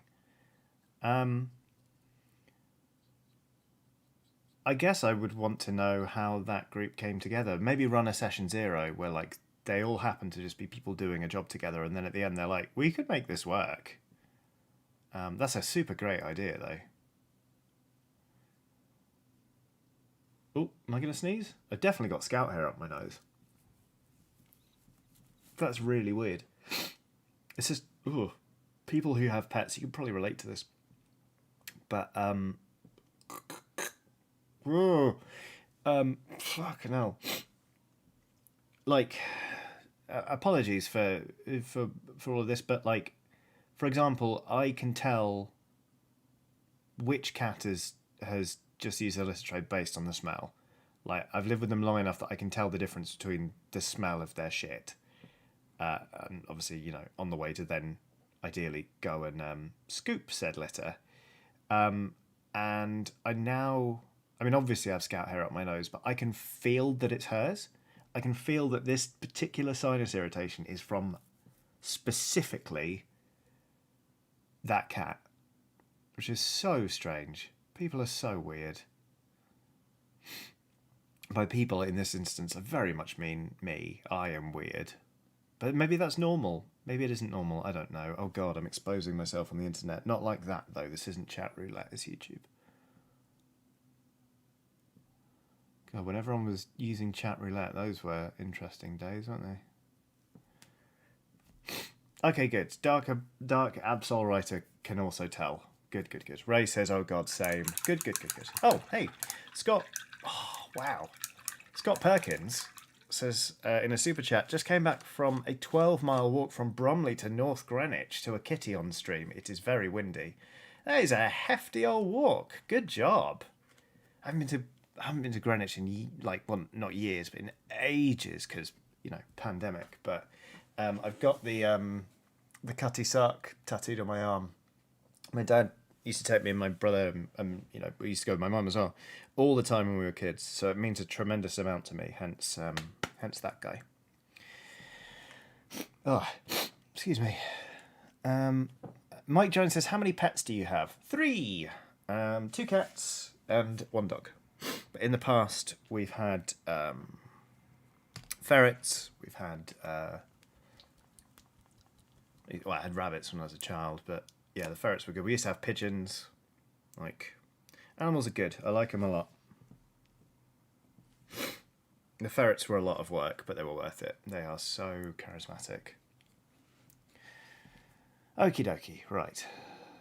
So, you can see here the sort of paper that's actually mounted on a bit of board, so that knife isn't going into whatever his name is back. So we're going to start blocking in this wood colour, trying not to mess up the orange we've already painted.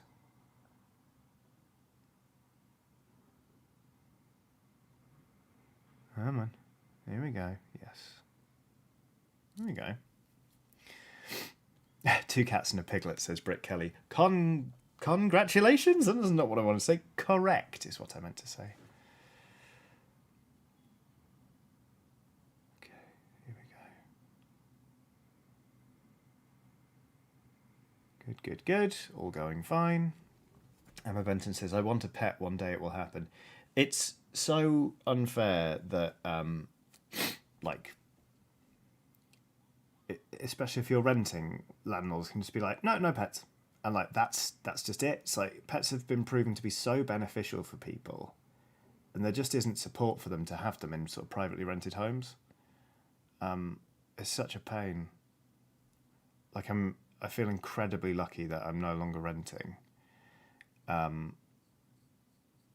Because just trying to find a place knowing we had animals was so hard. Because obviously we didn't want to just smuggle them in, because that can lead to all sorts of problems later down the line.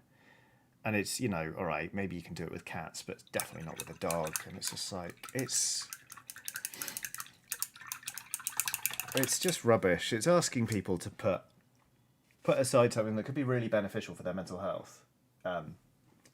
Just because you're like, oh, mess up the flat. It's like, they really don't, to be perfectly honest with you. Oh, Burrito, yes, I missed your super chat. Sorry.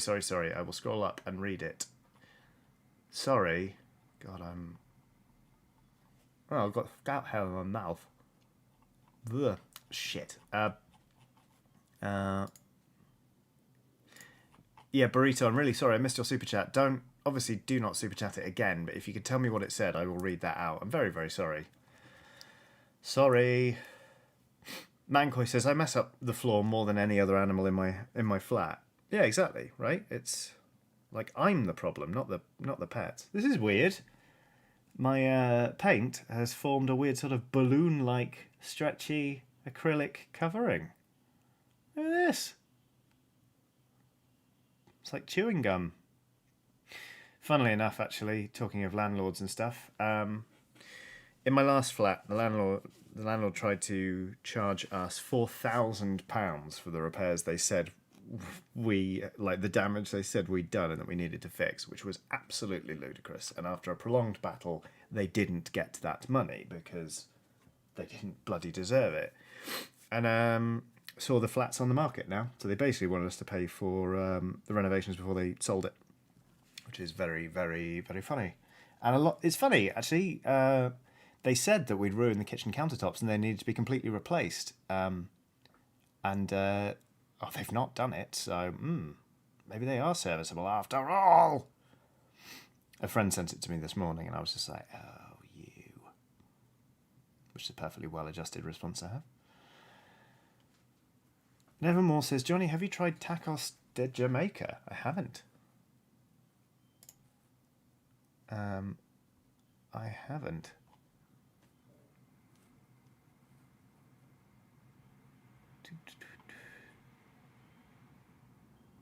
David Torres says, for some reason, Staffordshire Bull Terriers are frequently on the ban list for renting. It's very frustrating. Yeah, people are dreadful about staffies in general. Sorry, I'm just keeping an eye out on chat because hopefully Burrito will say what their super chat said, and I can actually read it out without them having to super chat again. Sorry, I keep missing super chats. It's having one person on stream. It's more of a risk, isn't it, than when I was streaming as part of a team.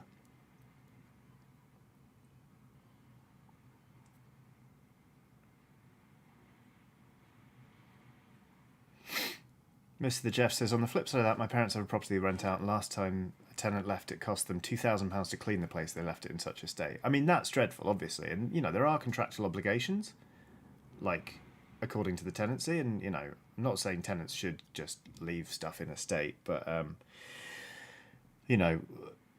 my experience is it tipped into extortion. They was trying to extort money out of us. They said that they needed £3,200 to paint the walls of the flat. I don't know what with or who by.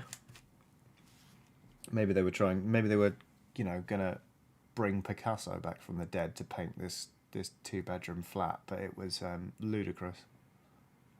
And quite funny, in a way. It was like, do you really think that's gonna happen? Will just applied for a 2-year-old black cat. Yes, Will, hope you get it.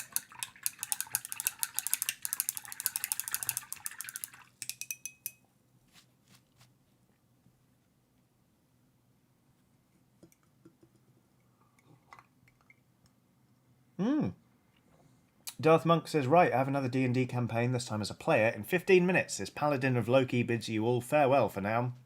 Good luck, have fun. I hope you have a great session. Now, inside of this robe, should we do it cream? Yeah, it's a bit fun, isn't it?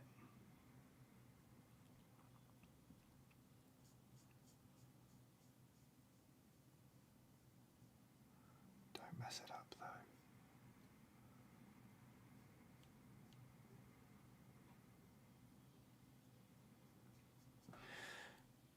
There you go. That's sort of, yeah. Oh, it's coming together. Oh no, I've done it again. I've painted this up like it's.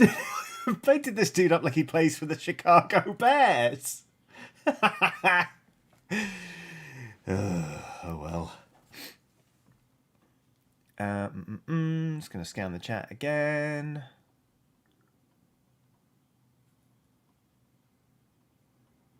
Burrito, where did you go? I'm sorry I missed your super chat. Burrito, come back.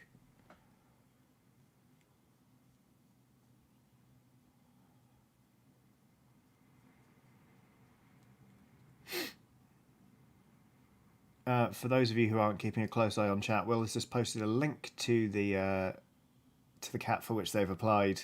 You should go look. Because cat, it's going to be cute, isn't it? It's free serotonin.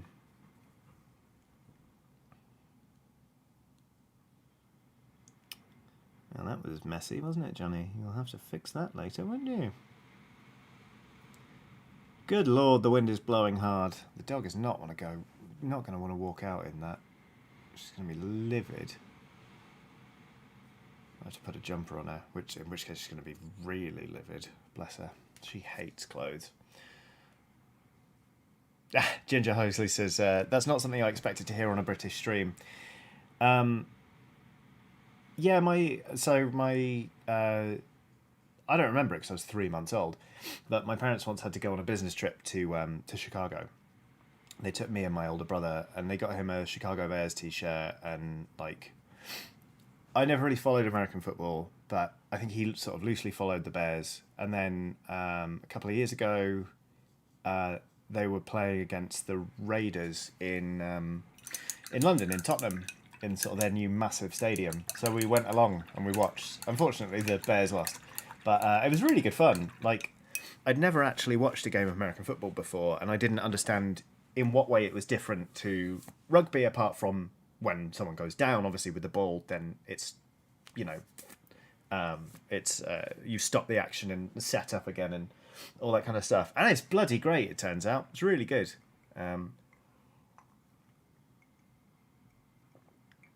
So yeah, it's very different to rugby. The minute you stop being like, we run better, they're both great. They've got their own things going for them, so like, it's fine. Zach Lutgers says, hi Johnny, it's been a real stressful week, but it's always a nice de-stressor to listen to these chill streams at work. Thanks for everything you do. Much love from Minnesota. I'm sorry to hear it's been a stressful week. I hope this coming one is a lot more relaxed, because you deserve to take a load off. Congrats on getting through last week, obviously, but yeah, that sounds like a lot. I might go out on a limb here. I'm going to do it. So, you see, this knife here has got a sheath, and also this guy's got kind of like a cummerbund here. Ugh, it's hard to do that backwards. How do weathermen do it? To which these keys are attached. And I have a perverse urge to do it in Screamer Pink. Let's just see how it goes.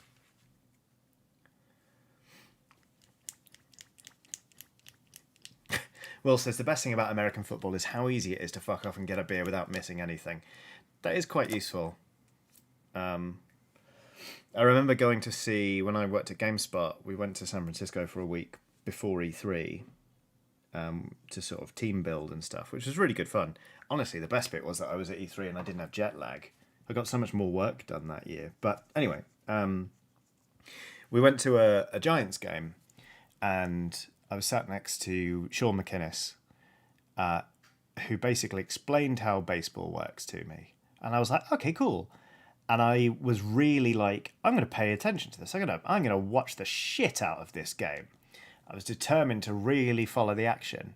And he sort of clocked after a while, and he was like, dude, you don't have to watch every ball. Just like, you can look up at the scoreboard and know what's happening. Just look up when you hear the crack of a bat in case you're about to get hit in the face with a ball. So apart from that, have a beer, have a corn dog, you'll be great. It's like, oh, okay, cool. But it was great fun. They won against the Toronto Blue Jays. We taunted Melky for being a bum. I sound like such a tourist, because I was one. But yeah, it's good fun. I don't follow sports, really. Like, I don't follow any... that Screamer Pink was a choice. I like it, though. Okay. I don't follow, like, Premier League football or anything like that, because, like, it's not just the matter of watching the games and stuff. It's keeping an eye on where all the other teams are, and it's the sheer amount of meta knowledge that football fans demonstrate that, like, I can't keep up with it. You know, where they'll be like, la la la la la, so and someone else will be like, yeah, but, and name drop a completely different player, and it's like, it's not just about knowing your team, it's about knowing all of them and knowing basically every player that's playing, it seems like. So while I love watching football, like, if my friends are watching a game in the pub, I'll go watch, but I don't have the energy to keep up with the actual sport. So I don't. Okay, right, that purple was actually the Screamer Pink. It's quite a nice accent colour. I'm quite pleased with that. I don't know how I'm going to layer that up, but I'll deal with it later.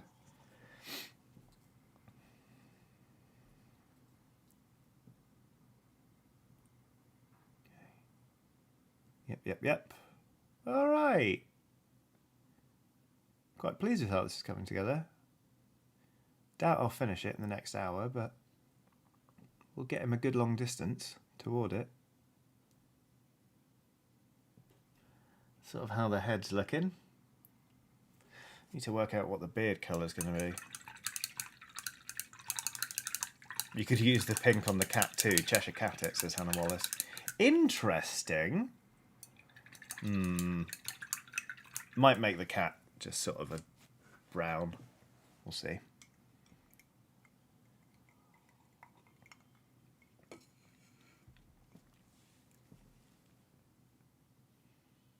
Here we go. Vader's done a phenomenal super chat saying the problem with your sports team here is they always try and walk it in. It's incredible. It's like my friend once dropped the pearl of wisdom that if you're ever watching football, you don't know what's going on, but you want to seem like you're engaged. Just occasionally you just go like, keep the pressure on, lads, and it works. It just works. Very funny. Eddie McNames says, Johnny, have you ever played a sport? I mean, I started doing karate when I was 11. And I only stopped training 4 years ago. So I've got a black belt.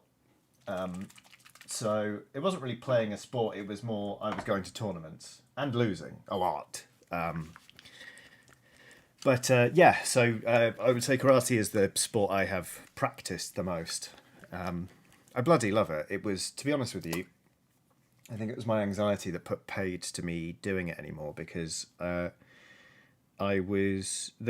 partner work was very sort of like, it was very intense for me as somebody with anxiety, so I wouldn't go for a while, and then when I turned up, I was out of practice and I worried that I was giving my partners an inferior training experience, which made it worse, and yada yada yada. So I love kata, like the forms. And if there was a class that just practiced those, I would be there like a shot. But I just, in the end, me old anxiety sort of put paid to my training days, which is a shame. Cyrexile says, thank you for your seething voice and much love with a heart emoji. Thank you very much for your super chat. That is very, very kind of you. Lots of people now saying, don't fuck with Johnny. It's not something. I don't exactly scream martial artist, but I got a lot of training under my belt. No pun intended. And pleasingly, it's not all left me. A year ago or so, I didn't get into a physical altercation, but there was a man on the tube who'd been groping people.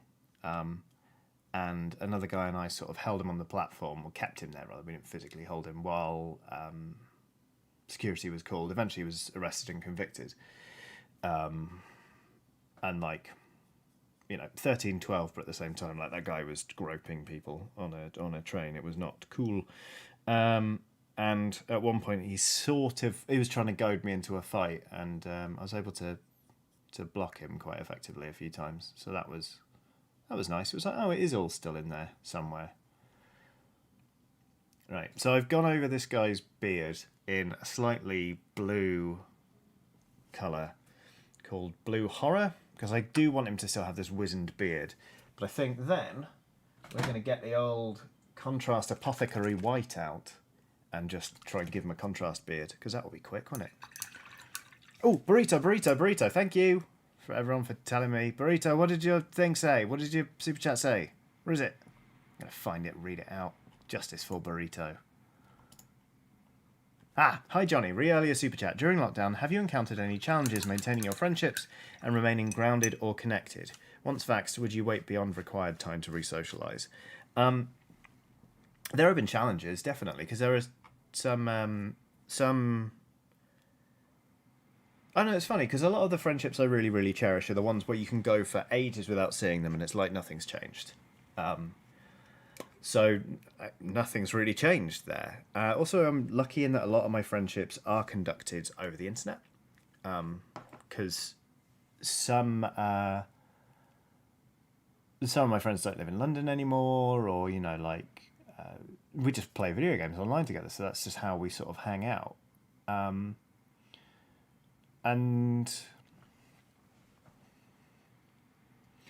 I tell you what is challenging is having the energy to socialize with people and feel like you're not just turning up to be a warm body in front of a camera on Zoom or something. Because I think everyone got very sick of video calls and Zooms and stuff. And it's just the fatigue of trying to conduct meaningful friendships via a medium that isn't like, well, it's not that it's not built for it. It is built for connecting people who are far away, but it's just not the same. I think people got absolutely exhausted, and yeah, it's a lot, frankly. So I feel very lucky that I haven't struggled too much, but it's certainly not been easy. Once vaxxed, would you wait beyond the required time to re-socialise? I think I would still be careful because it's not just about going out and protecting yourself and others from infection. It's also about showing willingness to do it right, really. So yeah. Alan RS has done a super chat saying, listening to your stream while grading my students' papers. They're doing great, which is a relief. Johnny, what was your favourite kata? Oh, bloody hell. So when I quit, I was ostensibly... I didn't really quit. I just didn't go, and I haven't been in a long time. And I've still got my gi and my belt and everything. I could go back, but when I stopped training, I was working toward my second dan, and my grading kata was Gankaku, with the weird, horrible sort of spinny leg business. So that was always a favourite. What else did I like?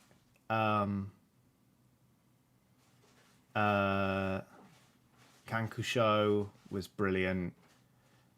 I like Teki Shodan. I mean, Basadai is always going to be a favourite, isn't it? And Hien Godan, actually, is fucking great. Carl back says, it's great you have a black belt. I have one as well in Shotokan, same style as me. While I do kickboxing now, I still enjoy practicing katas. They're great for just practicing basics and some form of exercise. Thank you very much for the super chat. I should really...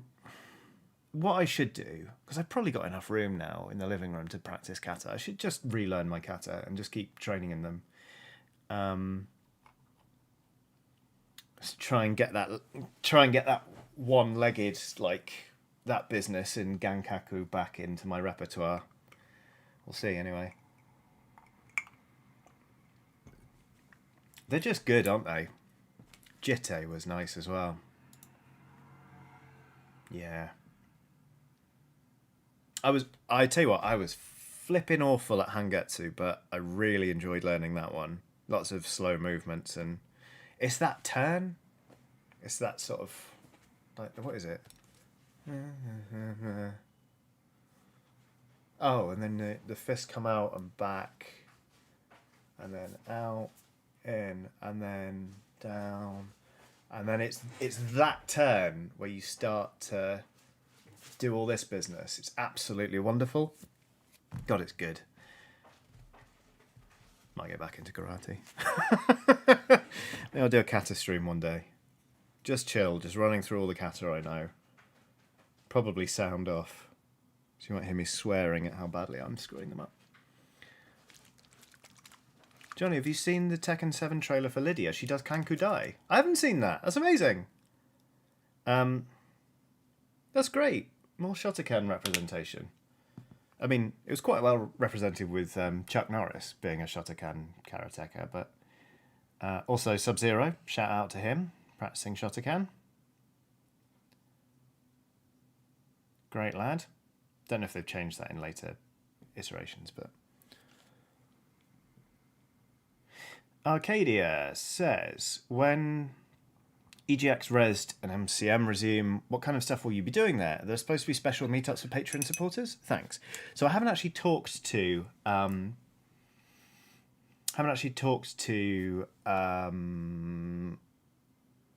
the event organizer, Gamer Network, Repop, for whom obviously I used to work, about it yet, because we're waiting to see the events are actually coming back. I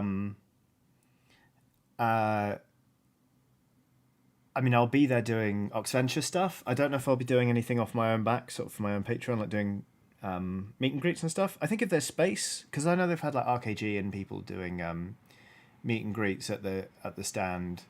If there's space, I'd love to, because I think it'd be great, and I love those shows. Like unashamedly, I think they're wonderful.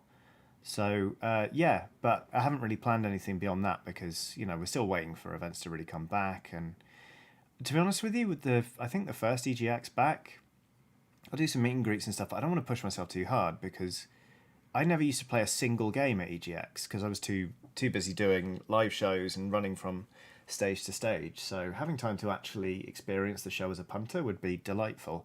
I have made this guy look like a pirate, and I am into it.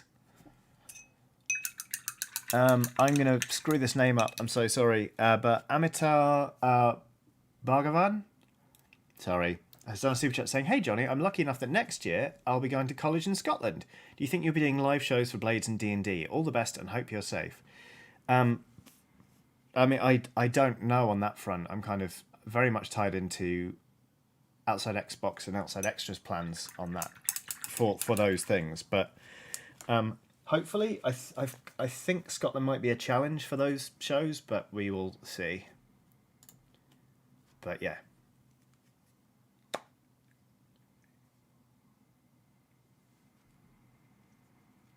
Can't stop thinking about Kata now.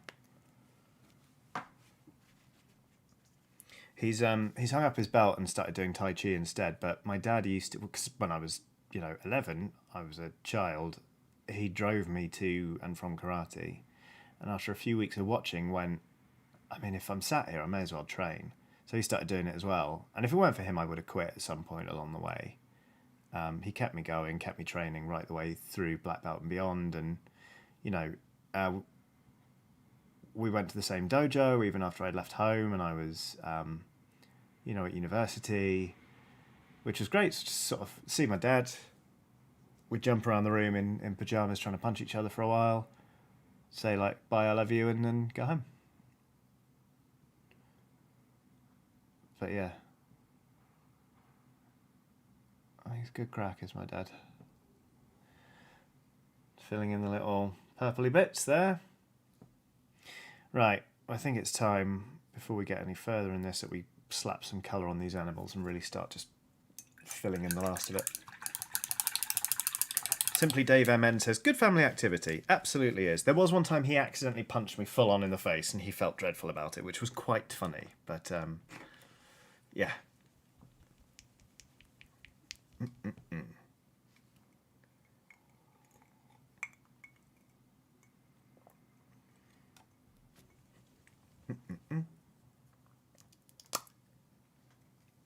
Adam Marshall says, "This is a very colourful boy. Very nice." Thank you. Eddie McName says, "Speaking of martial arts, have you seen the new Mortal Kombat? If you haven't, you really should. So much better than the older ones." Oh, wow. I have heard good things, actually, but no, I've not watched it yet. I'm terrible at watching new films when they come out, but I'm very fond of the old ones, so I'm intrigued to see it. But it's one of those ones where, like, if things were as they should be, I would be wanting to get a team of people together and just let's go have a silly, dumb, punch people in the face, watch people pretend punch other people in the face evening. Let's meet up early, have something to eat, go watch Mortal Kombat, and then just go talk about it in a pub over a pint or something. Harder to do right now, but yeah, I might rent it or something. But isn't it like 15 quid to rent in the UK or something? Which feels steep. Like, I understand that movies cost a lot to make and they want to recoup that, but I balk when I have to pay 15 quid to go see a film in the cinema in central London, let alone in my house, where I know I'm going to be distracted by cats screaming at me, The original Mortal Kombat movie is a campy masterpiece, says Playman Asanov, sorry. I agree. Maybe that's a double bill we should do. Just watch one of the original films and then community Mortal Kombat tournament where you can just all kick my ass at Mortal Kombat for a couple of hours. That'd be fun. What are these bits? I'm really struggling to make out where this crow's feet are. I'm going to look at the official thing. Oh, it's holding a scroll. That makes a bit more sense. Okay. Maybe do it for the next double header, says Eddie McNames. You and I are thinking alike, Eddie. That might be good fun. I was trying to see where the because would we watch the new one or the original one? This is what I'm curious about, because I don't want people to have to shell out 15 quid to watch a new film with me talking over the top of it. I think watching one of the originals might be more fun for a double bill. But yeah, it'd be fun. Mancoy says, like when Wheels tried to play Magic against the Dicebreaker chat. Oh, I imagine that went brilliantly. Wow. I mean, look, I'm terrible at Magic. Because I've played it 2 or 3 times ever. But I can't imagine that ended well. I would not want to take on the Dicebreaker chat. That's great. Good on him. That's brave. Oh, that's a foot. Okay, that's good. Good to know. That's a foot. That's a thing tied to the other leg. We got there. Okay, good. Original Mortal Kombat, says everyone. Okay, original. Okay, MG Mortal Kombat and OG MK and OG MK games, says Hoplite22. Now, I might stand a chance there, because I grew up playing the first Mortal Kombat on the Super Nintendo. Revolverox says Loli's destroyed chat at Star Realms. I'm not surprised. Loli's is an absolute machine at Star Realms. And Wheels is don't get me wrong, Wheels is not bad at card games. So, you know, I played him at like Summoner Wars, and we played each other at Din. I've still never won a game of Din. One day I will. But Magic, that's not going to be the one for Wheels, I don't think. Yet, anyway.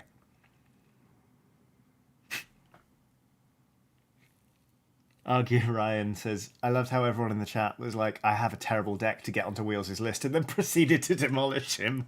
Oh no. Oofed. Loli's played 5 games all at once and won them all. Loli's is totally ruthless. They're mentioning Cursed City, says Will. Hang on, I have to message some people.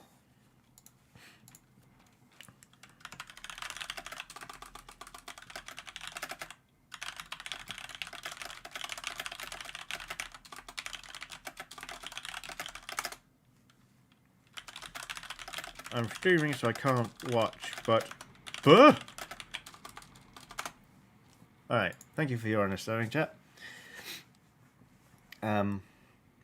Oh, they're mentioning it, but not addressing the fact you can't have it. Oh no, GWY. What was I saying? Oh yeah, Mortal Kombat. Grew up playing the first one. The last time I properly played it, I was in Japan. Black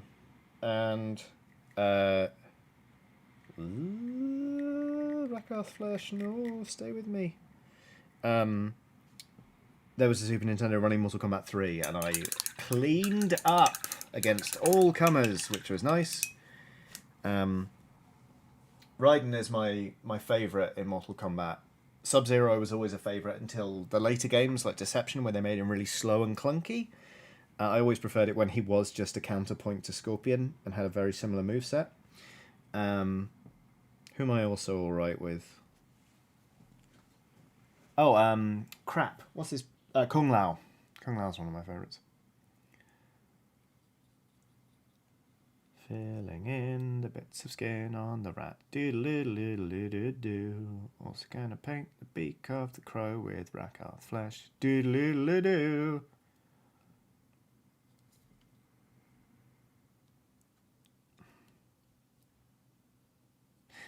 Eleanor Hodge says, I've been wondering for a while, is the tattoo on your left wrist a homage to Ghost Contracts? You mean this guy? It's not. Although I believe in the first time I used a ghost contract in Blades, I did point out that tattoo specifically. No, this is one of the many. I think she's done 11 on me now. One of the many tattoos my wife has done on me. This was done after a festival called Standing Calling, which I used to go to every year. And I would be working it, but our jobs were weird. Our jobs were to go along dressed up on theme and get people into it. So the first year I went, we were it was like Escape into the Wilderness or something, and I went as a lion tamer who'd lost all his lions. And then there was a cowboy year, so we all just went and just sort of sat around drinking whiskey and pretending we were playing Deadlands all the time, which was incredible. The last year I went, I haven't done it in several years, but it was a nautical themed year. And so, in order to get people on theme, we ran a big game all weekend where people could come do things like play us at Liar's Dice or whatever in order to earn points, and whoever earned the most points by the end of the weekend won tickets to next year's festival. My job was to teach people sea shanties. Part of that involved teaching everyone that was part of our team the same sea shanties. And I just had great fun. And this was a symbol that was kind of plastered all over the festival site. It's actually meant to be an inverted anchor. So when I got home, I was like, let's have that then. Because I was going through a funny period at the time where, like, I'd been managing some people, but I didn't think I was very good at it. And I was like, oh God, I'm not good with people in a way that, like, they'll actually follow me into anything. Like, I can't get people behind me. And then there was this magical evening where it was like the Friday night at the festival. So, like, the second night we'd really been doing our thing, and we'd all clocked off, and we all piled into a little teeny tiny hut that we had to keep all our gear in. And it was full to the gills. Everyone was shoulder to shoulder. It was absolutely packed. And somebody was like, let's have some shanties. And I was like, all right. So I stood up on a box and sort of pulled myself up above everyone's heads. I was holding onto a beam and just led people in a bunch of sea shanties. And it was one of the happiest nights of my life. So that's what that is. And yeah. I'm Pervious Pete. Hello. Hi, Johnny. First time joining, and I love how chill it sounds already. Yeah. We're having a nice chilled time. Eleanor Hodge says, what shanties did you go for? What did we do? South Australia. Oh, hang on, I'll find the playlist.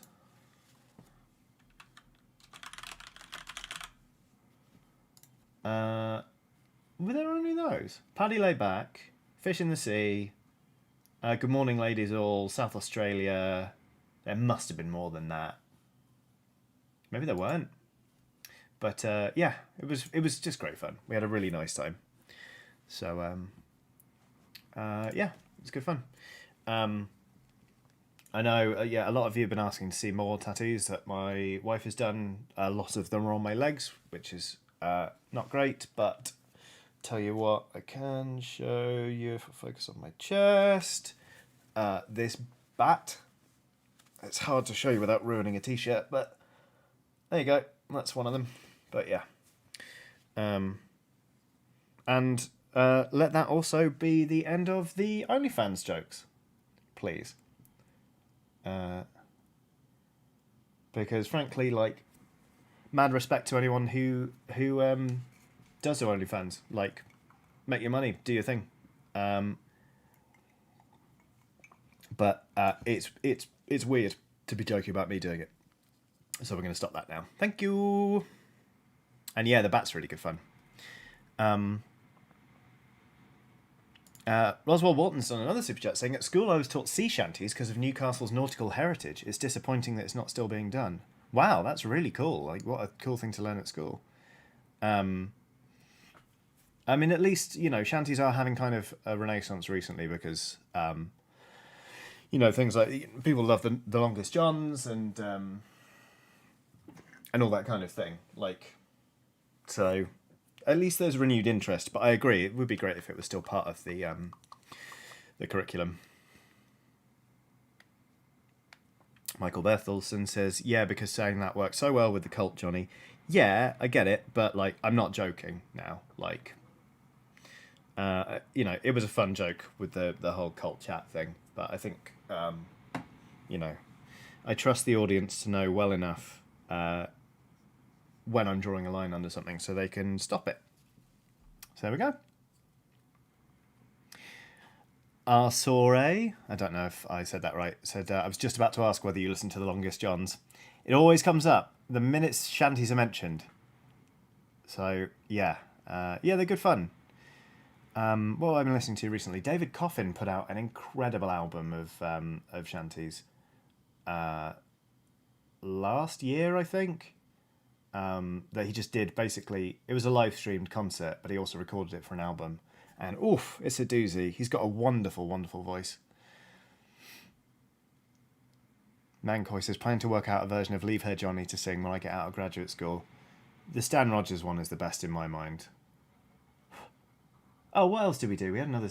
Wild Rover. That was one of the other ones we did, I think. Yeah. We didn't do Leave Her Johnny Leave Her because, like, I think it was weird for my partner to be like, why is everyone singing this? So we left that out when we were at the festival. But it was good fun. Kieran Foster said, did you see the Community Wellerman by The Longest Johns? I did. I didn't actually watch it in the end because I got a little bit sick of Wellerman by the end of that whole fad. But it's amazing that they can pull that many people in together.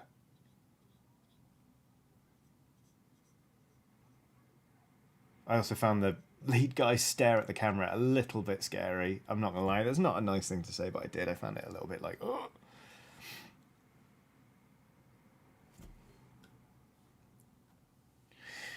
Michael Berthelsen says, oh, by the way, you were complaining about being rusty on the stream the other day. Have you gotten some practice in so you can give us a small number? I presume that's talking about the concertina. I have been practicing just because I want to get practiced again, but not well enough that I'm going to break it out again.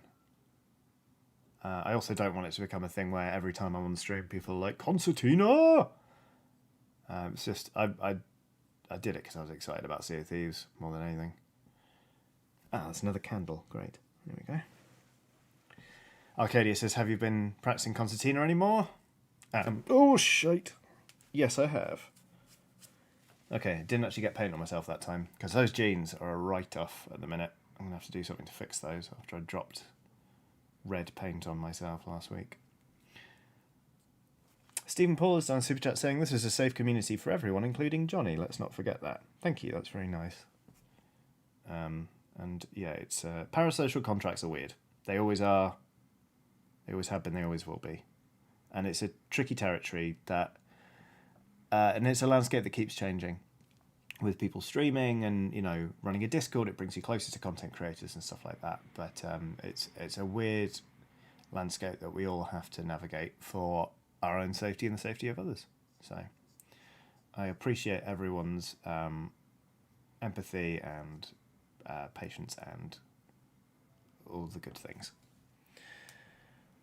The anthropolog guy says, came back in from mowing the lawn. Cloak looks sharp. Thank you. Yeah, it's kind of, I feel like the orange is now looking a little bit flat. But now I've blocked in the other things. I'm quite pleased with them. I'm going to go back to the orange. Okay, that paint wasn't open. That's good.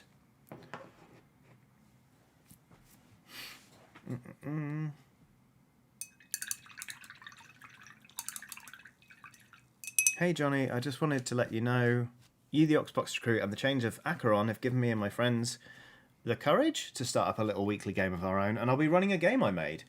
Impervious Pete, that sounds brilliant. Congratulations. I hope it goes well. Yeah,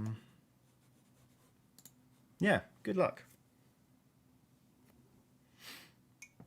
Nah, Emma, you're fine. Don't worry about it. The ghost of Laura Palmer says, I just spilled shredded cheese all over the floor. Happy birthday, the floor. Is that a reference? Happy birthday to the ground. Lonely Island. There we go. Wasn't meant to be a reference, but there it is. Congratulations to the floor, I guess.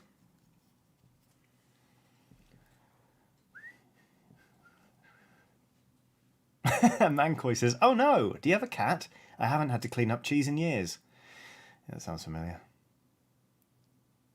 Messes when you drop things in the kitchen with cats and or dogs around it. Either things you don't have to clean up or things you need to clean up immediately before they disappear into animals that really shouldn't be eating those things. It's great fun. I am so paranoid about dropping onions and garlic on the floor, and I don't think the dog would actually eat them, but I do not want to find out. I want to test that, because they're toxic.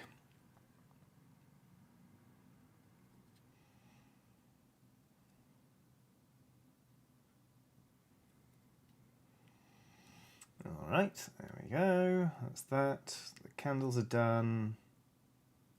Pleased with this. Oh, Neko the kitty says, just come in from on a break from reviewing trusts and wills for clients. That sounds like a tricky Monday. I'm not going to lie. I hope it's going all right. Hermit. Oh, hello. There he is. Hermit Prime says, Johnny, will you be streaming any RPGs like Dragon Age, Mass Effect, or Greedfall? Maybe. I like RPGs quite a lot. But, I don't know. I haven't given it much thought, really. Like, feels like this is all still so new that we've not actually streamed that many video games. But, the thing is, obviously, it's like, I think sometimes if week after week I'm like, I'm going to be continuing with this RPG, like, it can make people feel like they needed to be there from the very beginning. And obviously RPGs are quite time consuming, so that could happen for quite a long time. I think if I was going to do an RPG, like really tackle it, I'd do it in a series like Press Any Chiodini. Will says, oh my, the Graknos model is big. Interesting. I haven't seen... Well, there is some interesting news. What the hell is that? Yeah, blimey. Anyway, please keep watching this stream. Eddie McName says, do you know when the Oxventurers will resume adventuring? I do, Eddie. It's this month, I believe. Joshua Palmer says, more roguelite stuff, please. You don't have to ask twice. I love roguelikes and roguelites. So, yeah, more than happy to do those.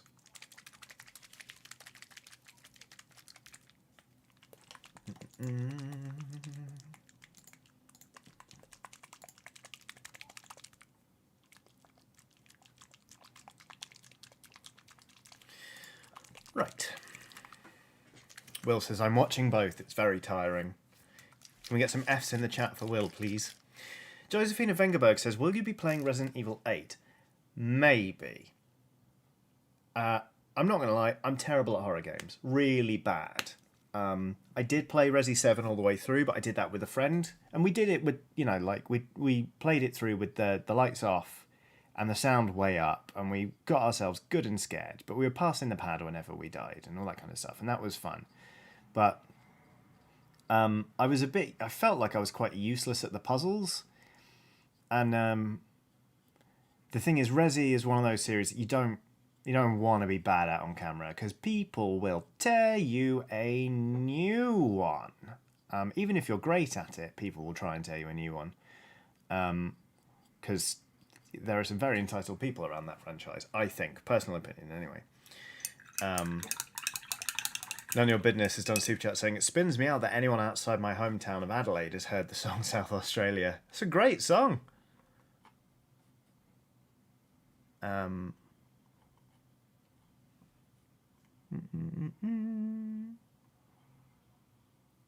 everyone saying? Will you play the new Life is Strange game? Absolutely, 100%. It's happening.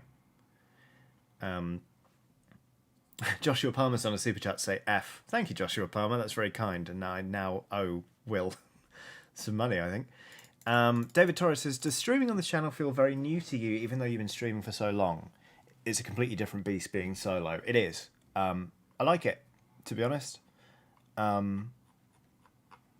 can just, you know, play the games I like, cover the things I like, and I can say things without them being a complete curveball. When you're part of a channel, obviously you've all kind of got to pull in the same direction, and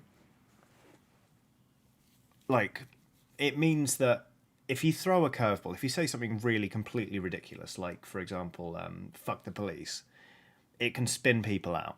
Not that I'm saying that's a ridiculous thing to say. When I say ridiculous, I meant unexpected. Let me try this again.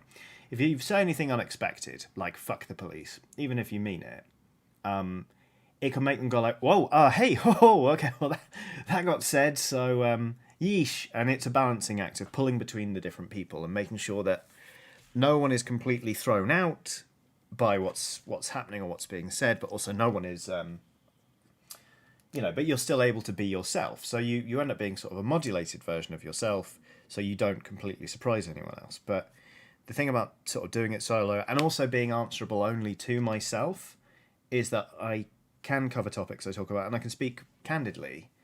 Not that I'm saying I muzzled myself before, but like I can speak candidly and not worry. I can come off and be like, oh, am I going to get in trouble for saying that? It's like only if I said something unacceptable. And it's Adam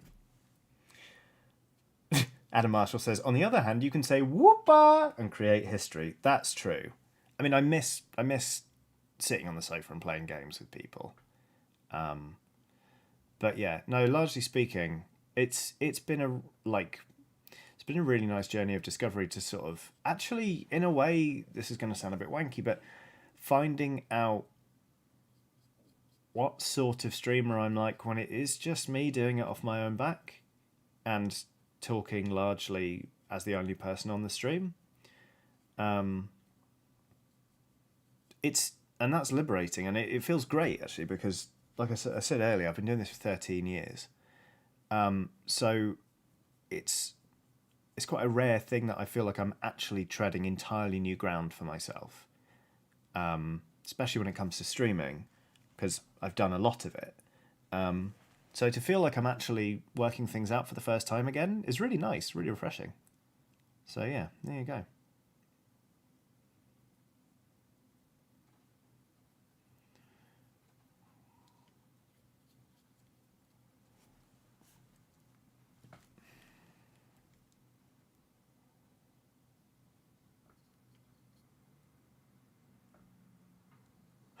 Aoife did a whoopa in her stream yesterday and it was wild. Oh, that brings me joy. Whoopa! God. That feels like a million years ago that Chris Pratt made that glorious, glorious noise.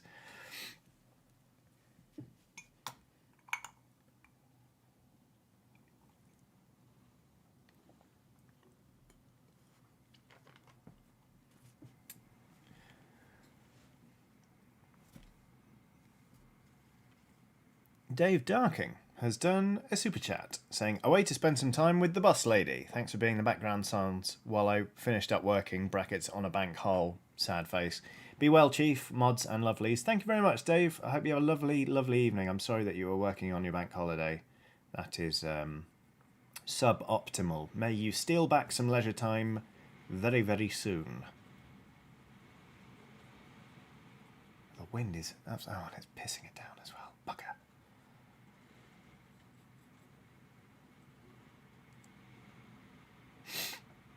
The Ghost of Laura Palmer says, "One of my big foster kittens just walked into the office with a mouse toy in his mouth. It's a mouse toy from the little foster kitten area, which means he broke in and stole it." Interesting. Oh, well. Cats are devious. I'm going to need to layer this one up, but for the time being, it's just been blocked out as brown. Because I don't really know what animal this is. It doesn't look like a cat to me. It's almost like a wolverine.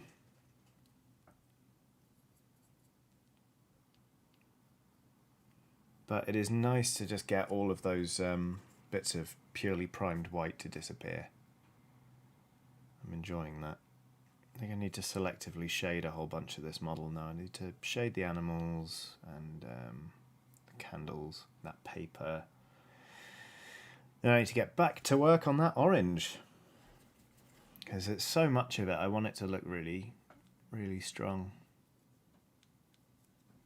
Tell you what, like, Curse City is a big box. There are 60 models all in all, and I've not painted many of them. But doing a stream like this, it's really nice. It gives me permission to just slow down and spend the entire time on one model and just experiment and get brown on the cream bit.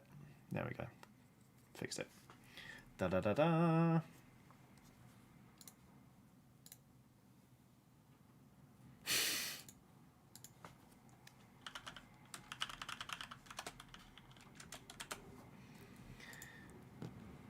Okie dokie. What are we doing now? Just got a message from my partner saying they're watching on stream, so they know when I'm done, so that we can go meet our friend. Hi, I love you very much. I'm sorry you're having to watch me paint a little man. Bob has done a super chat.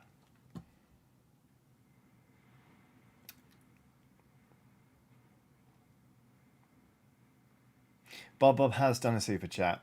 And with all the love in the world, Bob, I'm not going to read that out. Sorry, buddy. Okay, let's get some shade on this bat. Pops and cracks. I'm going to paint for a bit longer. Probably going to stop about 10 to, so that I can shuffle off out the house, get a good walk into the dog, and go see my good pal. Oh, speaking of, hello. Did you hear the W word? Or oofed. Rubbing the dog's ears. Beloved partner whose name I don't mention on the internet so people can't find you, because frankly it's weird when they try and do that. Scout came in earlier and was in my lap for ages, and it was great. She was purring into the microphone and everything. She stayed in my lap longer than she has done for God knows how long. It was nice. Wasn't it, chat? You all liked Scout. Might clip it out so people can just enjoy 2 minutes of a cat purring uncontrollably.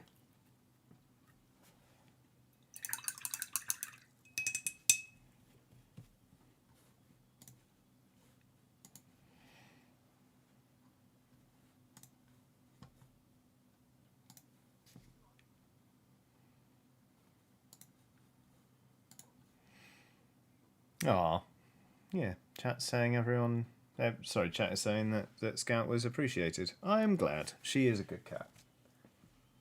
Where's the Kislev flesh? Here it is. It was a whole 6 minutes of Scout content. Oh wow. Okay. Gosh. Yeah, I'll definitely pull that out then. It's even more fun than the weird Sea of Thieves encounter last week. Hi. Okay. Kitty Purr was premium content. Thank you, Bob.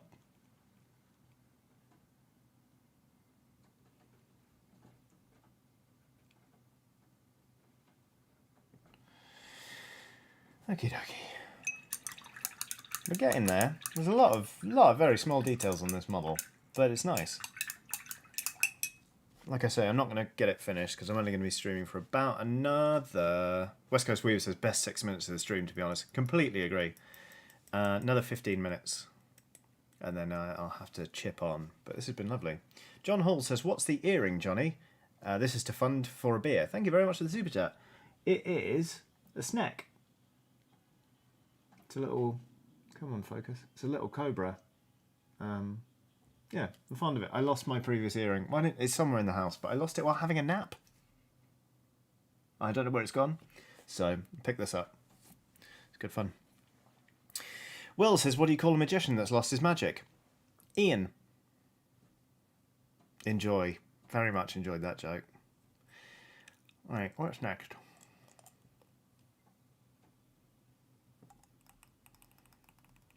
Yep, let's do some shading. Where's the Agrax? Agrax at the shade. Whoa! 2 super chats have come streaming in. Lance Hayden There's another super chat saying FTP brackets. Apparently YouTube won't send a super chat if it contains that phrase. Oh, wow. Black Lives Matter, trans rights are human rights, eat the rich. Thank you, Lance.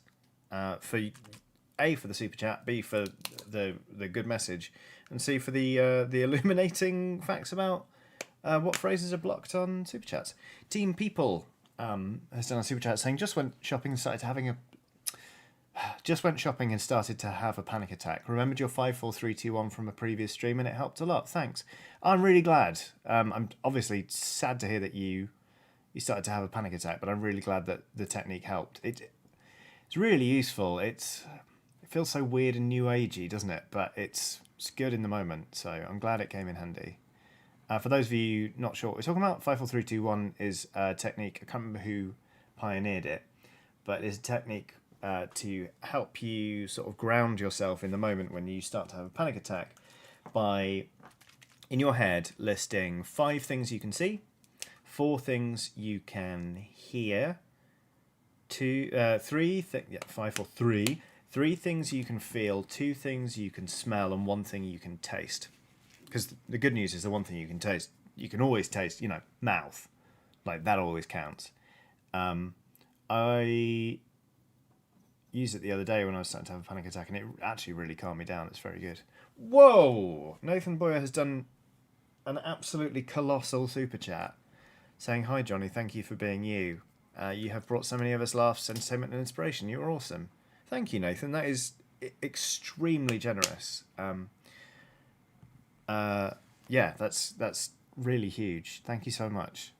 That is extremely humbling. But to be honest, I feel incredibly lucky that I get to do what I do, and it is a pleasure. So, yeah, thank you all for being there. Frankly, where's the other shade? Okay. Aiden Folk says, "What if I can taste blood?" That's a thing you can taste. So there you go. But yeah, 5, 4, 3, 2, 1. So like, let's all give it a go now. 5 things I can see. This miniature, the paintbrush in my hand. I can see the dog. I can see a microphone there. I can see the light that is filling my face on this shot. 4 things I can hear. The wind outside, the brush rasping against this miniature, the music that is in my ear, and the sound of my own voice. 3 things I can feel. The miniature in my hand. My elbows pressing into the desk. My chair against my butt. It doesn't always have to be. Things like that. 2 things I can smell. My shirt was freshly laundered recently, and that's good. This miniature smells strangely like fruit. 1 thing I can taste. Mouth! Mouth always makes me laugh. No, I can taste this drink.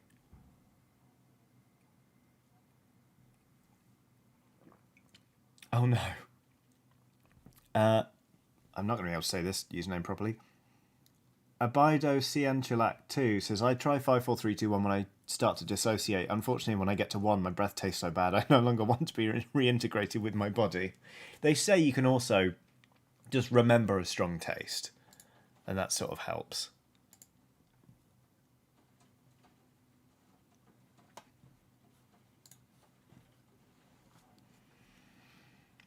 Will says, "I just finished a very aggressively wild garlic pesto. So the things I can smell are garlic and also more garlic." Yeah, one of the last times I was using the 5, 4, 3, 2, 1, I had we'd had pesto we'd made from 3 Cornered Leeks, and they are on your knee. Oh, amazing! HC Bird says this has just pulled me out of a bit of a dissociative state. So thanks. You're more than welcome. I mean, obviously, I'm not a trained professional, and watching somebody on YouTube can never be like an adequate replacement for, working with a trained professional. But at least anecdotally, I'm glad to share sort of tips that have helped me in the past that other people might find useful. Like the old 5, 4, 3, 2, 1. So yeah. Good God, it's horrible out there. There's a real squall. Oh, no.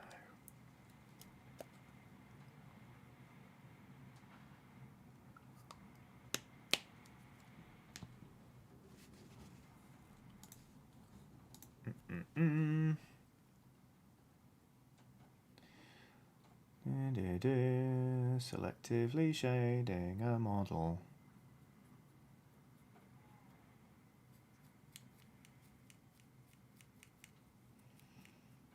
Okay. Eleanor Hodge says, I'm happy I fetched the washing in. Darn Skippy. Bloody awful.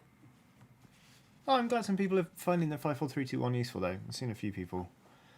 Anna Marshall says it's great even when you're not thinking I'm having a panic attack because these things build and creep up subtly sometimes. Yeah, it's a very good point.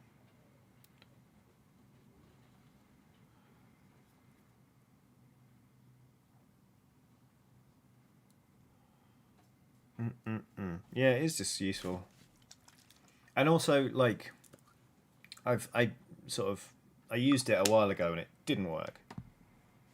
I did it once and I was like, that didn't work. I was like, well, do it again then. And I was walking somewhere, so things kept changing, which was useful. But I just, even though a lot of the things were the same, it's like, what can I feel? I can feel the dog's lead in my hand. You know, I can hear her claws on the pavement, etc., etc. It still really helped, and the fact that it also helped that a lot of the items were from something I love. So I can hear the dog. I love the dog, so that's great, and it just really brought me back to myself. It's funny how you can sort of trick your own brain. Like I've talked about it before, the mammalian dive response, where when humans dive, or mammals really, dive into water, our bodies sort of start to slow our heartbeat so that we can save oxygen, basically, and stay under for longer.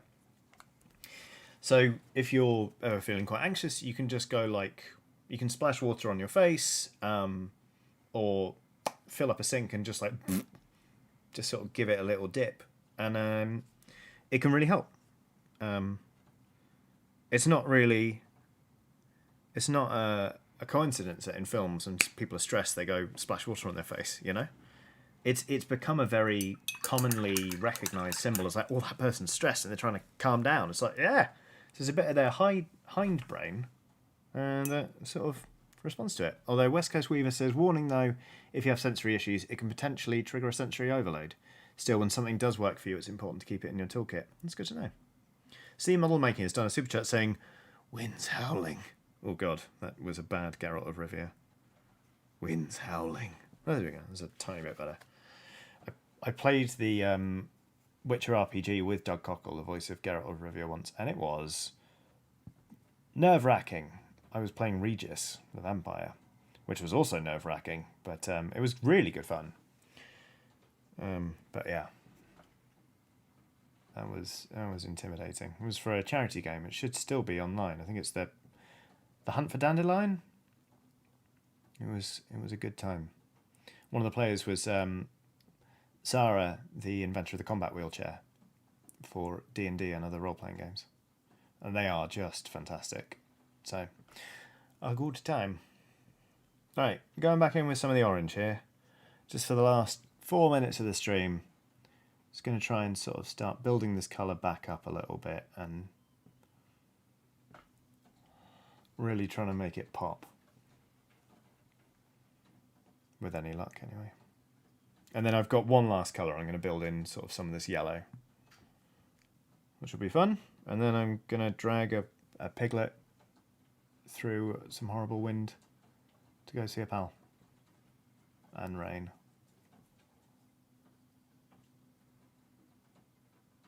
She's going to be pissed off. Might put her raincoat on her. She's going to be really pissed off. Bob has done a super chat saying, how is a laser beam similar to a goldfish? Neither one can whistle. To offset the fairly dark joke earlier. I liked that one. How is a laser beam similar to a goldfish? Neither can whistle. Liked it. You know me, I love a non-joke.